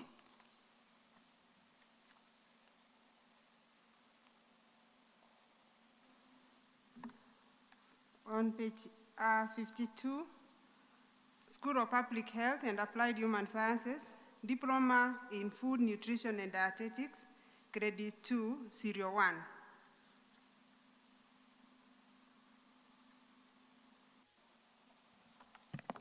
School of Security, Diplomacy and Peace Studies, Diploma in Security Management and Police Studies, Distinction, Serial 1 to 3 on page 52. And on page 53, Credit 1, Serial 1 to Serial 10, Credit 2, Serial 1. Diploma in Leadership and Security Management, Distinction, Serial 1 and 2, Credit 1, Serial 1 to Serial 7.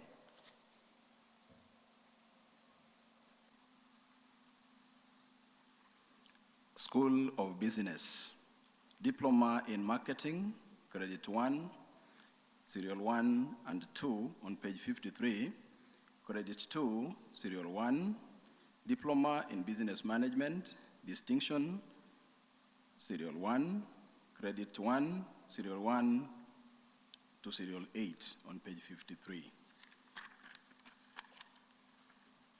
And Serial 9 to 19 on page 54. Credit 2, Serial 1 to 26, Pass, Serial 1, Diploma in Human Resource Management, Credit 1, Serial 1 to 15, Credit 2, Serial 1 to 6 on page 54, and Serial 7 to 21 on page 55. Diploma in Monitoring and Evaluation, Distinction, Serial 1, Credit 1, Serial 1 to Serial 9, Credit 2, Serial 1 and 2. Diploma in Project Management, Credit 1, Serial 1 to 14, Credit 2, Serial 1 to 11.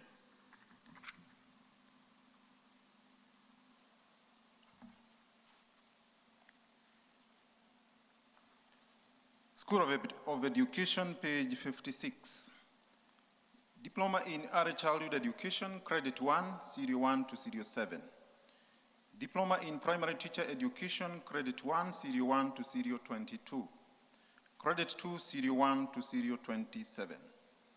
On page 57, Diploma in Special Needs Education, Credit 1, Serial 1 to Serial 8. Credit 2, Serial 1 to Serial 4. Pass, Serial 1. Diploma in Clinical Child Neuropsychology, Distinction, Serial 1. Credit 2, Serial 1.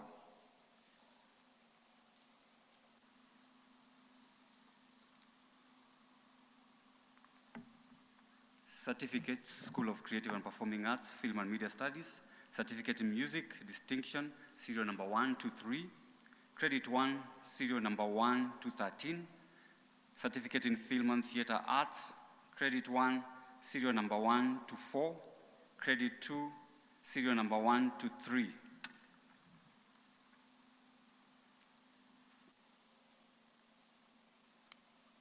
School of Hospitality, Tourism and Leisure Studies, a certificate in Sports Administration, Credit 1, Serial 1 and 2.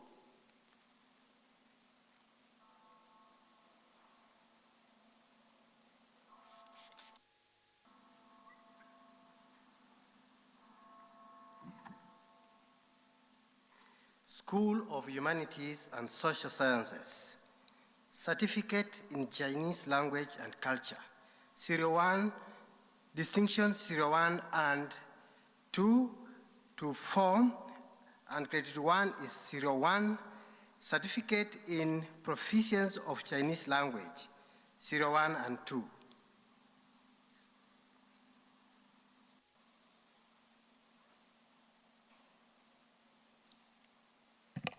School of Business, Certificate in Project Management, Credit 1, Serial 1 and 2.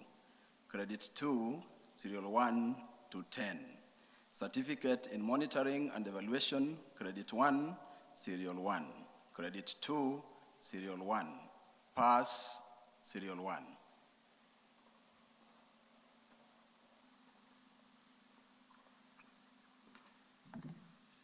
School of Education on page 60. Certificate in Early Childhood Development Education, Credit 1, Serial 1 and 2. Credit 2, Serial 1 and 2.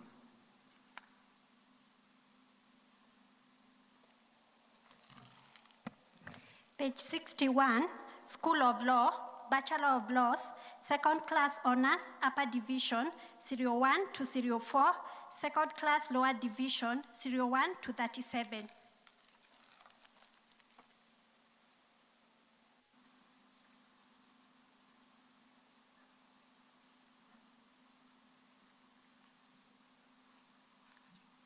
Page 61, School of Agriculture and Enterprise Development. Bachelor of Science, Agribusiness Management. Second class honors, upper division, serial 1 to 5. Page 62, second class lower division, serial 1 to 19. Bachelor of Science, Agricultural Education and Extension, second class lower division, serial 1. Bachelor of Science, Agricultural Resource Management, second class honors, upper division, serial 1. Second class lower division, serial 1 to 5. Bachelor of Science, Agriculture, second class honors, upper division, serial 1 and 2. Second class lower division, serial 1 to 6. Bachelor of Science, Animal Health and Production, second class lower division, serial 1. Bachelor of Science, Crop Improvement and Protection, second class honors, upper division, serial 1. Second class lower division, serial 1 to 8. Bachelor of Science, Dryland Agriculture and Enterprise Development, second class honors, upper division, serial 1. Second class lower division, serial 1 to 7.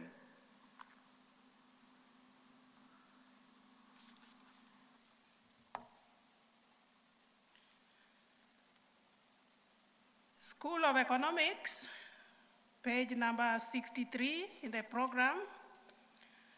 Bachelor of Economics, second class honors, upper division, serial 1 to 4. Second class lower division, serial 1 and 2. On page 64, serial 3 to 10. Pass, serial 1 to 4. Bachelor of Economics and Finance, first class honors, Dahabo, Kungu. Second class honors, upper division, serial 1 to 11 on page 64. Second class lower division, serial 1 to 38 on page 65, serial 39 to 51. Pass, serial 1 to 13. Bachelor of Economics and Statistics, first class honors, Nyakundi. Second class honors, upper division, serial 1 and 2. Second class lower division, serial 1 to 14. Pass, serial 1 to 6.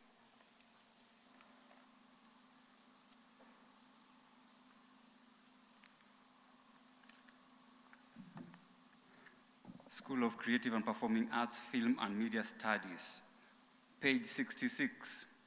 Bachelor of Science, Fashion Design and Marketing, second class honors, serial number 1. Second class lower division, serial number 1 to 4.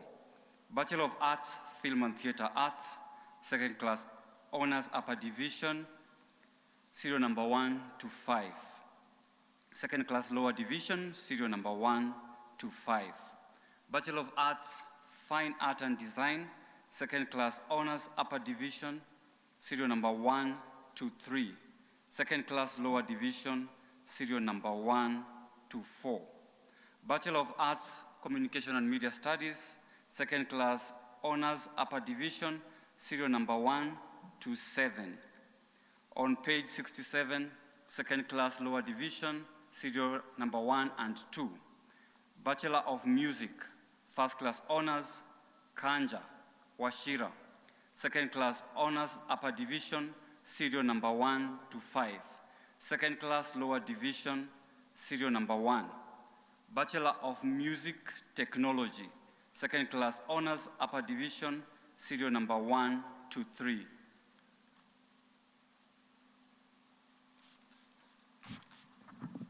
School of Hospitality, Tourism and Leisure Studies, Bachelor of Science in Hospitality and Tourism Management, second class honors, upper division, serial 1.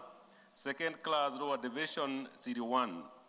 Bachelor of Science in Hospitality and Tourism Management, hospitality option, first class honors, Wanyoike. Second class honors, upper division, serial 1 and 2 on page 67. Serial 3 to serial 19. Second class lower division, serial 1 to 13. Bachelor of Science in Hospitality and Tourism Management, tourism option, first class honors, Omonde. Second class honors, upper division, serial 1 to 16. second class lower division, Serial 1 to 6. Bachelor of Science, Recreational Sports Management, second class honors upper division, Serial 1. Second class lower division, Serial 1 to 3.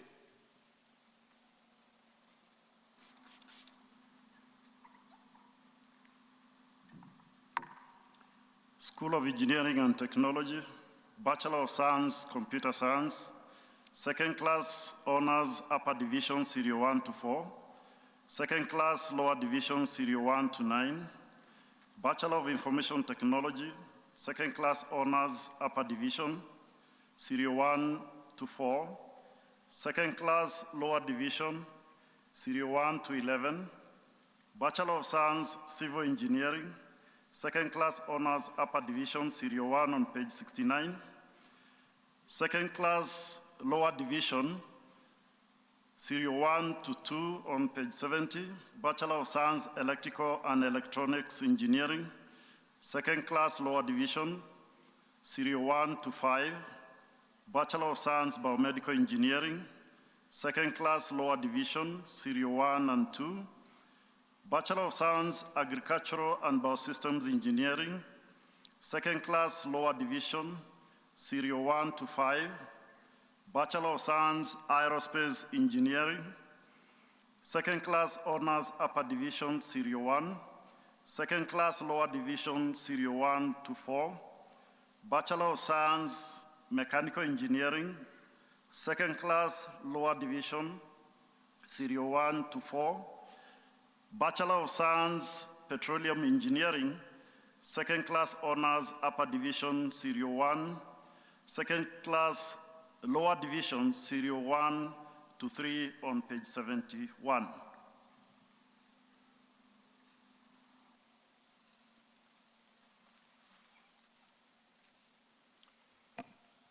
The School of Environmental Studies, Bachelor of Environmental Studies, Community Development, second class honors upper division, Serial 1 to 5. Second class lower division, Serial 1 to 7. Bachelor of Environmental Studies, Resource Conservation, second class honors upper division, Serial 1 to 2. Second class lower division, Serial 1 to 3. Bachelor of Environmental Planning and Management, second class honors upper division, Serial 1 on page 71. On page 72, second class lower division, Serial 1 to 11. Bachelor of Environmental Science, first class honors, Wambua. Second class honors upper division, Serial 1 and 2. Second class lower division, Serial 1 to 8. Pass, Serial 1. Bachelor of Science, Environmental Education, second class honors upper division, Serial 1 to 4. Second class lower division, Serial 1 to 7.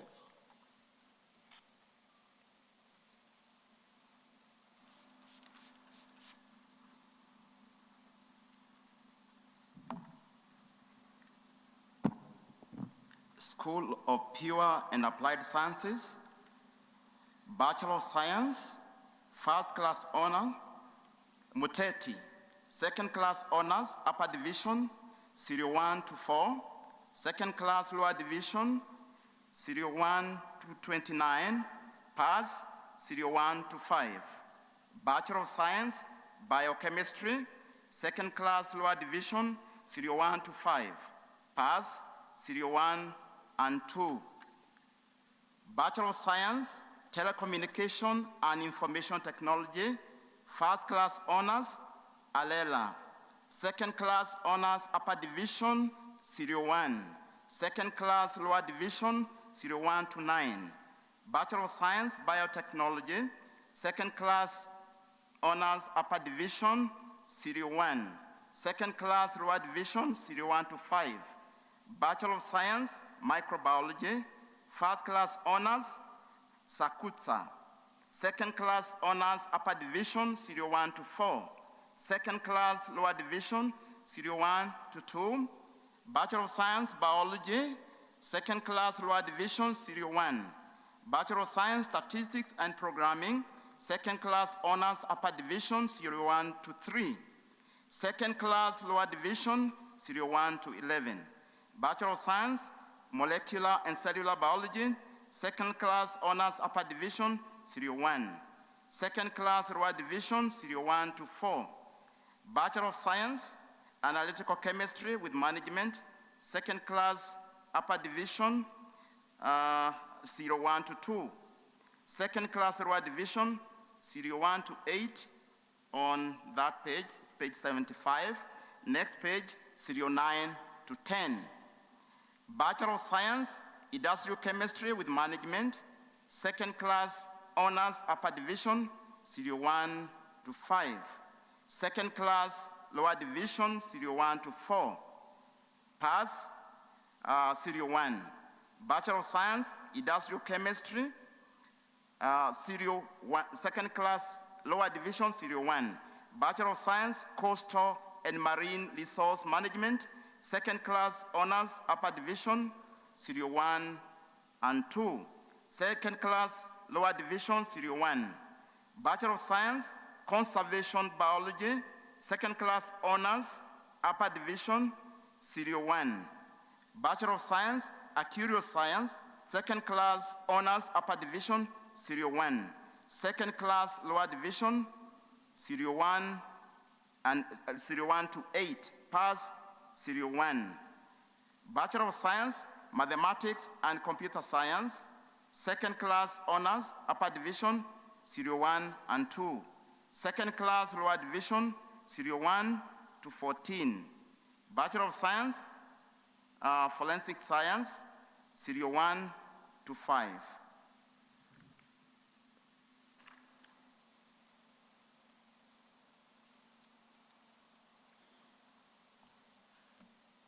School of Public Health and Applied Human Sciences, page 78. Bachelor of Science, Environmental Health. First class honors, Ndau. Second class honors, Upper Division, Serial 1 to 23. Second class, Lower Division, Serial 1 to 20. Bachelor of Science, Occupational Health and Safety. Second class honors, Upper Division, Serial 1 to 6. Second class lower division, 01 to 2. Bachelor of Science, Health Records and Information Management, first class honors, Kenyatta. Second class honors, upper division, 01 to 24. Second class lower division, 01 to 18. Pass, 01. Bachelor of Science, Health Service Management, first class honors, Gamirieri, Kimamzi, Muturi. On page 80, second class honors, upper division, 01 to 14. Second class lower division, 01 to 7. Bachelor of Science, Population Health, second class honors, upper division, 01 to 5. Second class lower division, 01 to 4. Bachelor of Science, Food Nutrition and Dietetics, first class honors, Hassan Musioki Mudama. Second class honors, upper division, 01 to 9. On page 81, second class, lower division, 01 to 2. Bachelor of Science, Community Resource Management, second class honors, upper division, 01 to 3. Second class, lower division, 01 to 12. Bachelor of Science, Exercise and Sports Science, second class honors, upper division, 01 to 4. Second class, lower division, 01 to 8.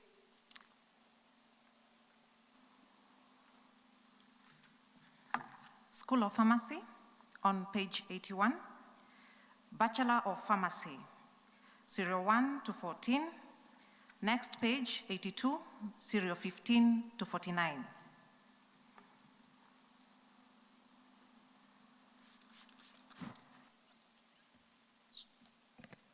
School of Medicine, page 82.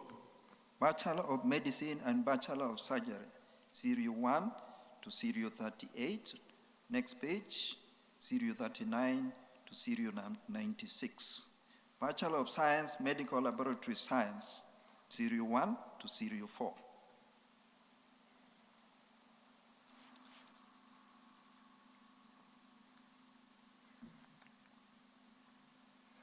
School of Humanities and Social Sciences, Bachelor of Arts, First Class Honors, MUMO.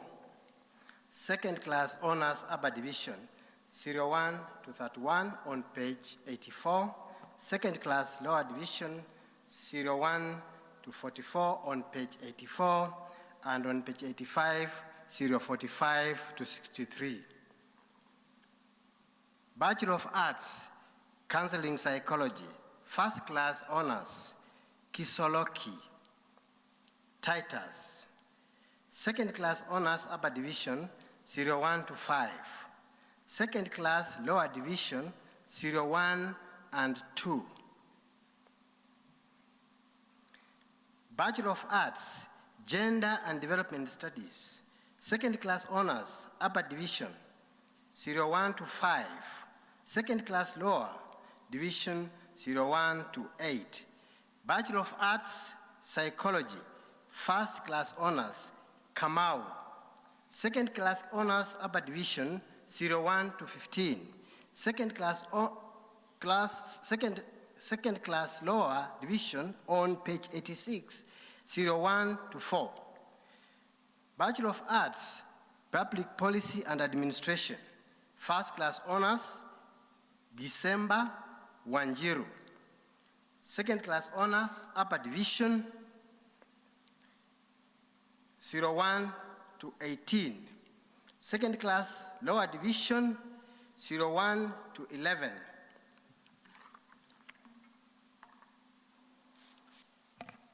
School of Security, Diplomacy and Peace Studies on page 87. Bachelor of Security Management and Policing Studies, second class honors, upper division, serial 1 to serial 21. Second class lower division, serial 1 to serial 18. Bachelor of Science in Military and Security Studies, first class honors, Olwal Rugara. Second class honors, upper division, serial 1 to serial 16 on that page. Serial 17 to serial 99 on page 88. Serial 100 to serial 108 on page 89. Second class lower division, serial 1 to serial 42.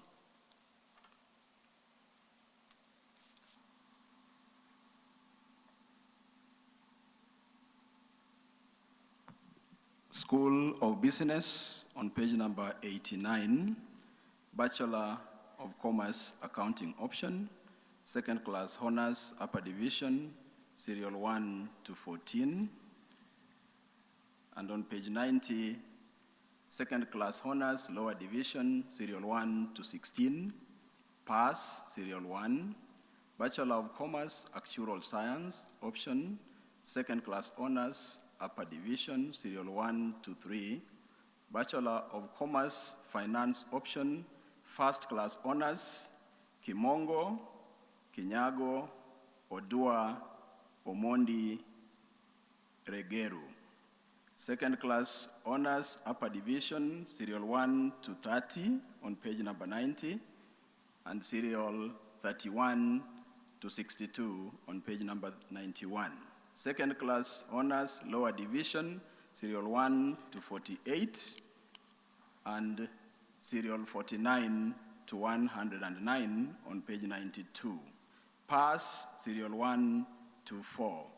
Bachelor of Commerce Human Resource Management option, first class honors, Akinyi. Second class honors, upper division, serial 1 to 10 on page number 93. Second class lower division, serial 1 to 15, pass, serial 1. Bachelor of Commerce Management Science option, second class lower division, serial 1. Bachelor of Commerce Marketing option, second class honors, upper division, serial 1 to 4, second class lower division, serial 1 to 13, pass, serial 1. On page number 94, Bachelor of Commerce Procurement and Supply Chain Management option, second class honors, upper division, serial number 1 to 17, second class lower division, serial 1 to 45.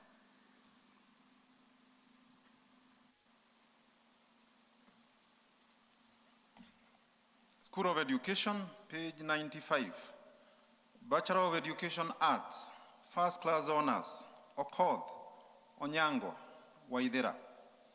Second Class Honors, Upper Division, Serial 1 to Serial 66. Then Serial 67 to Serial 150 on page 96. Page 97, Serial 151 to Serial 210. Second Class Lower Division, Serial 1 to Serial 19. Then on page 98, Serial 20 to Serial 105. On page 99, Serial 106 to Serial 191. On page 100, Serial 192 to Serial 276. Page 101, Serial 277 to Serial 361. Page 102, Serial 362 to Serial 445.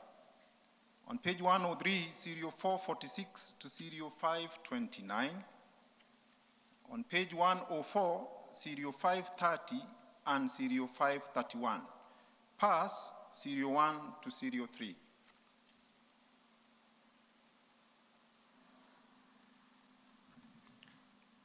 Bachelor of Education Science, second class honors upper division on page 104, serial 1 up to serial 25. Second class lower division, serial 1 up to serial 35. Next, page 105, serial 36 to 114. Pass serial 1 and serial 2. Page 106, serial 3 to 7. Bachelor of Education, Special Needs Education, second class honors, upper division, serial 1 up to 7. Second class lower division, serial 1 up to 15. Bachelor of Education, Early Childhood Education, first class Kagweru. Second class honors, upper division, serial 1 up to serial 28. On page 107, serial 29 to serial 42. Second class lower division, serial 1 up to serial 7. Bachelor of Library and Information Science, second class honors, upper division, serial 1 up to serial 7.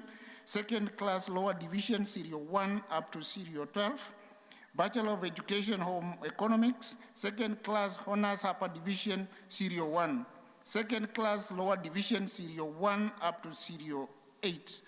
On page 108, Bachelor of Education, Library Science, second class honors, upper division, serial 1 up to serial 11. Second class lower division, serial 1 up to serial 16 on page 108. Bachelor of Education, Physical Education, second class honors, upper division, serial 1 up to 4. Second class lower division, serial 1 up to 8. Bachelor of Education, Primary Teacher Education, second class honors, upper division, serial 1 up to serial 4. Second class lower division, serial 1 to 2. On page 109, Bachelor of Science, Record Management and Information Technology, second class honors, upper division, serial 1 to serial 2. Second class lower division, serial 1 to serial 5.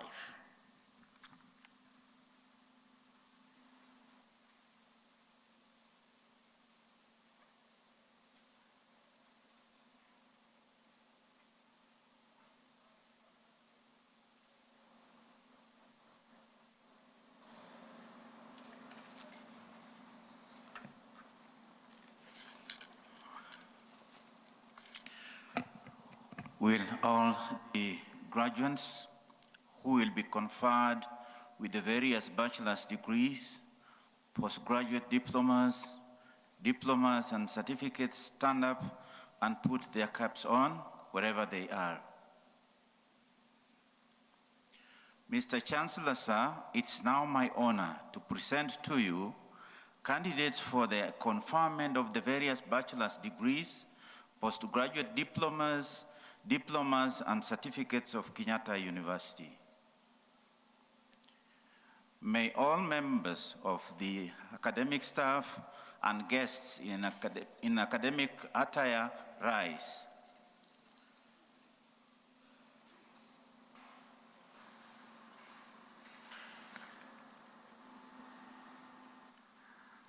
I admit the persons presented to me to the various bachelor's degrees, postgraduate diplomas,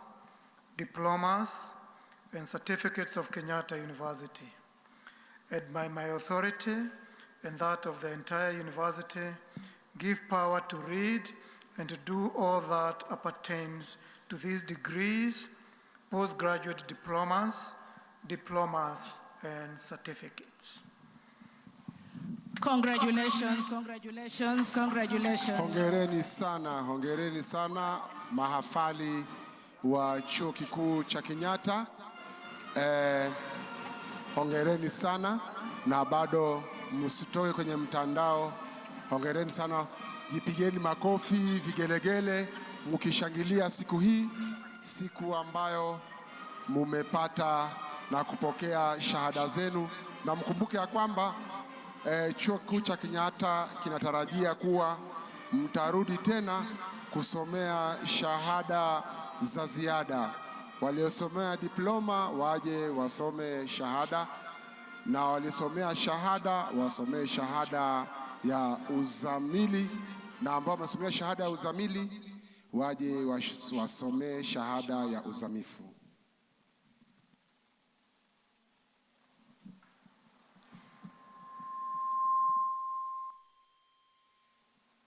Take our seats.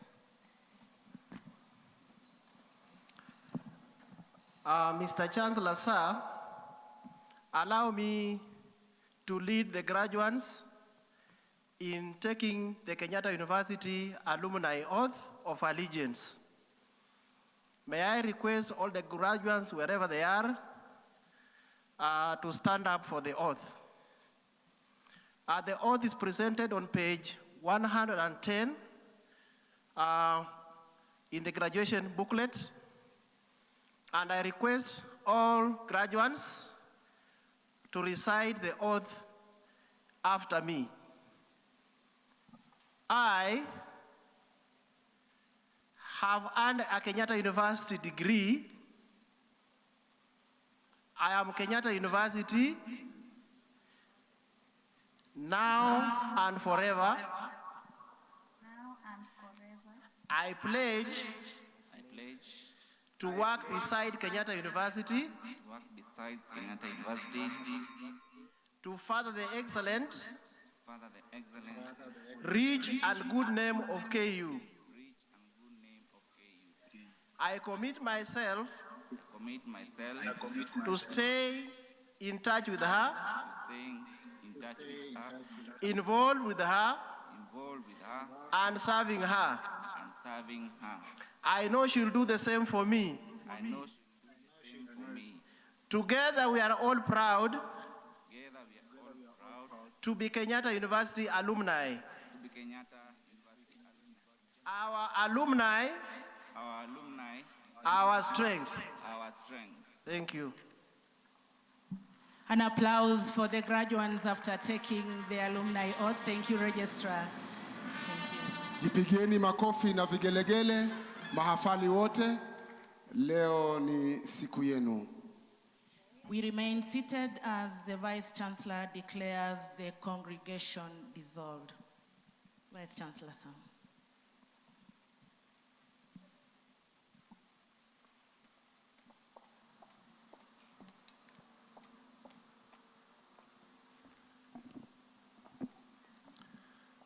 Mr. Chancellor, sir, by virtue of the authority entrusted to me by Statute 50, Section 6, I declare this congregation dissolved. An applause. The congregation of the 48th graduation ceremony at Kenyatta University officially dissolved. And now we request members of the Assembly to be upstanding for the national anthem.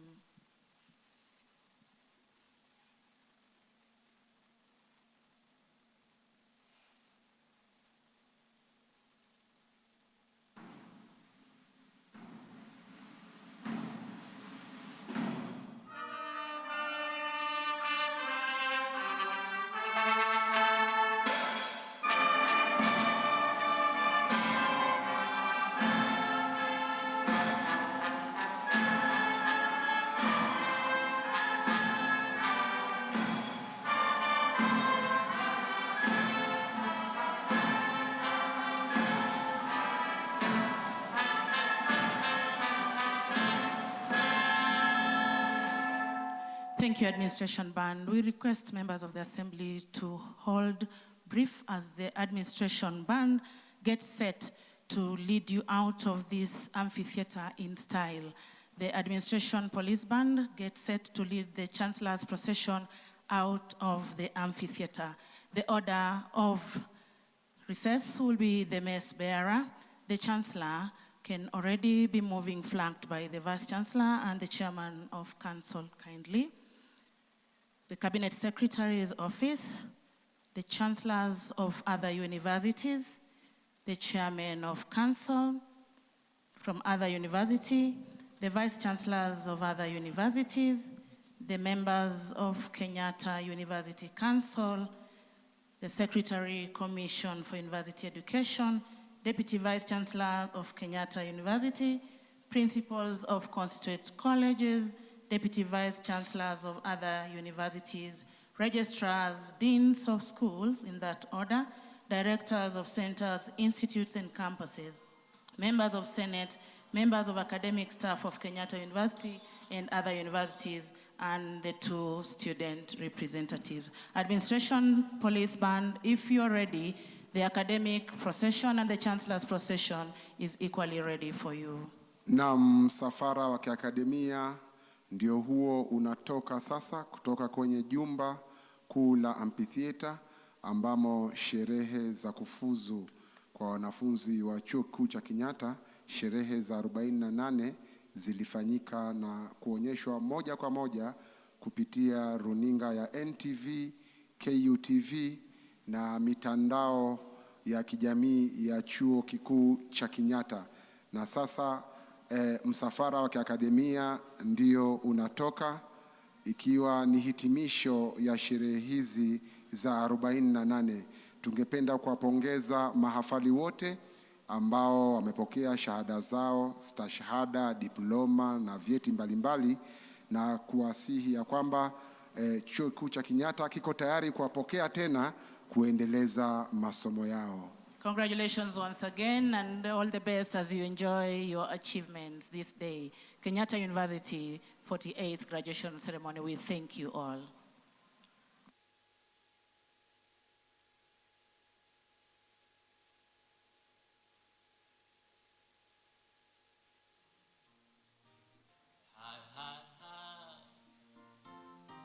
Tumeuona mkono wake Bwana,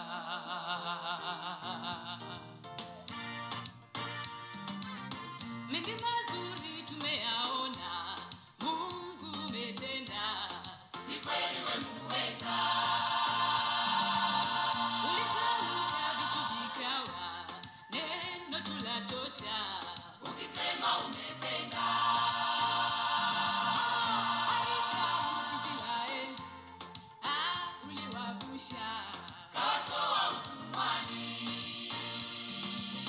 Watumishi wako umewapa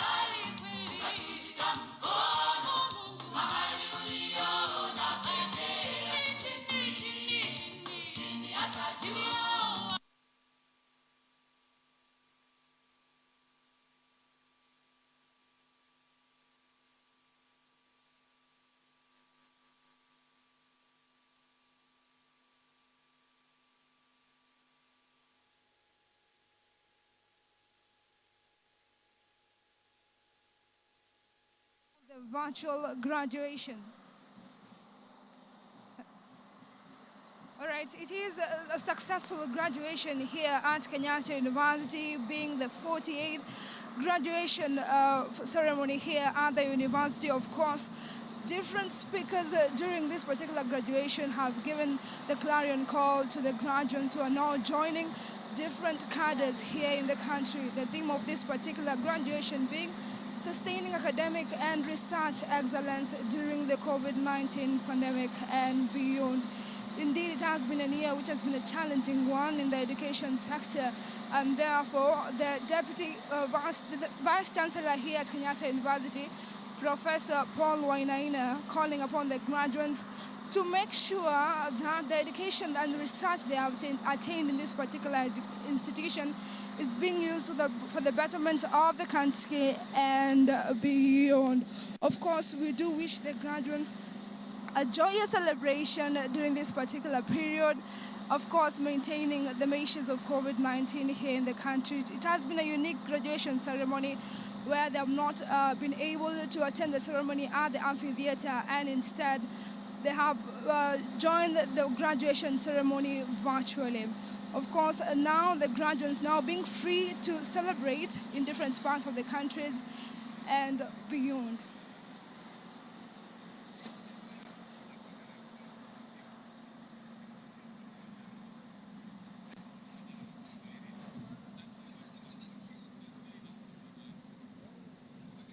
All right.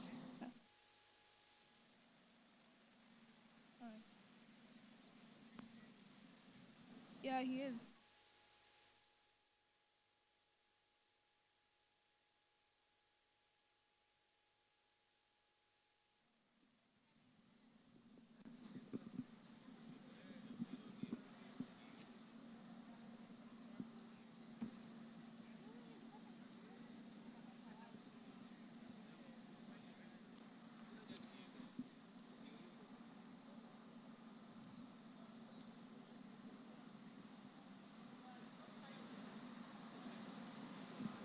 All right, the culmination of the 48th graduation ceremony here at Kenyatta University.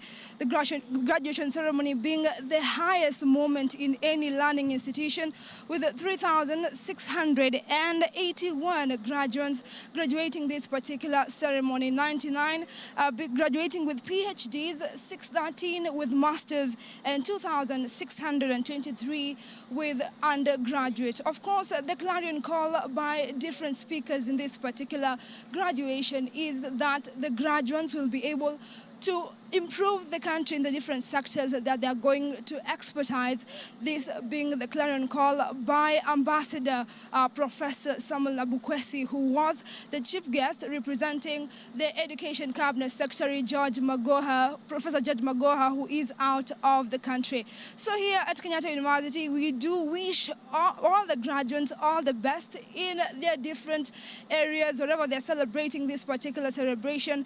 The clarion call being that even as they go out there, it is not a matter of having the degree only, or the master's degree, or the PhD, but it will create an impact, given that Kenyatta University is one of the leading institutions in terms of university education and research. It is for me, Irene Mwangi. I do wish you all the best for the graduates, and also continue to watch our programs here at KUTV.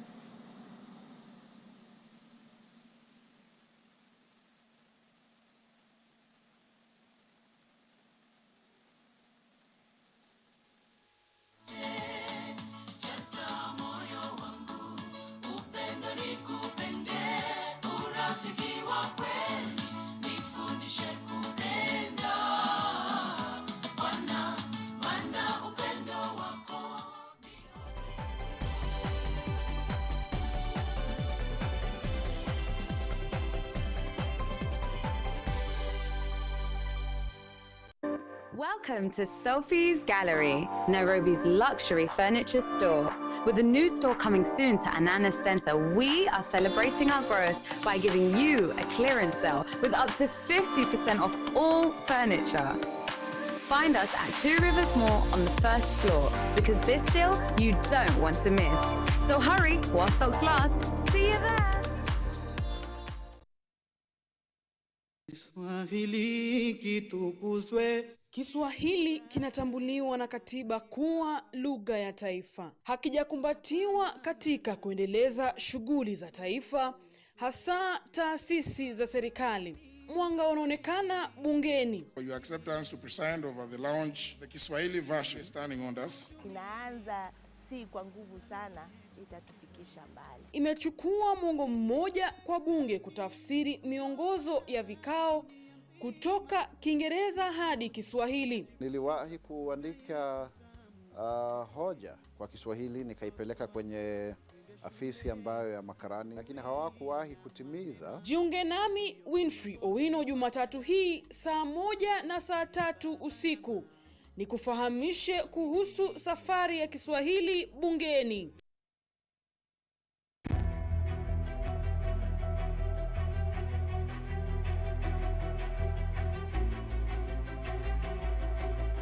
Tangu mwishoni mwa mwaka jana, homa ya virusi vya corona yaani COVID-19 imeibuka kuwa tisho kubwa la kiafya. Maambukizi ya homa hii yameenea ulimwenguni kote, wala hakuna aliye salama. Serikali kupitia idara ya afya imeweka mikakati, miongoni mwao ikiwa uchunguzi wa homa ya corona miongoni mwa wasafiri katika mipaka yake yote kote nchini.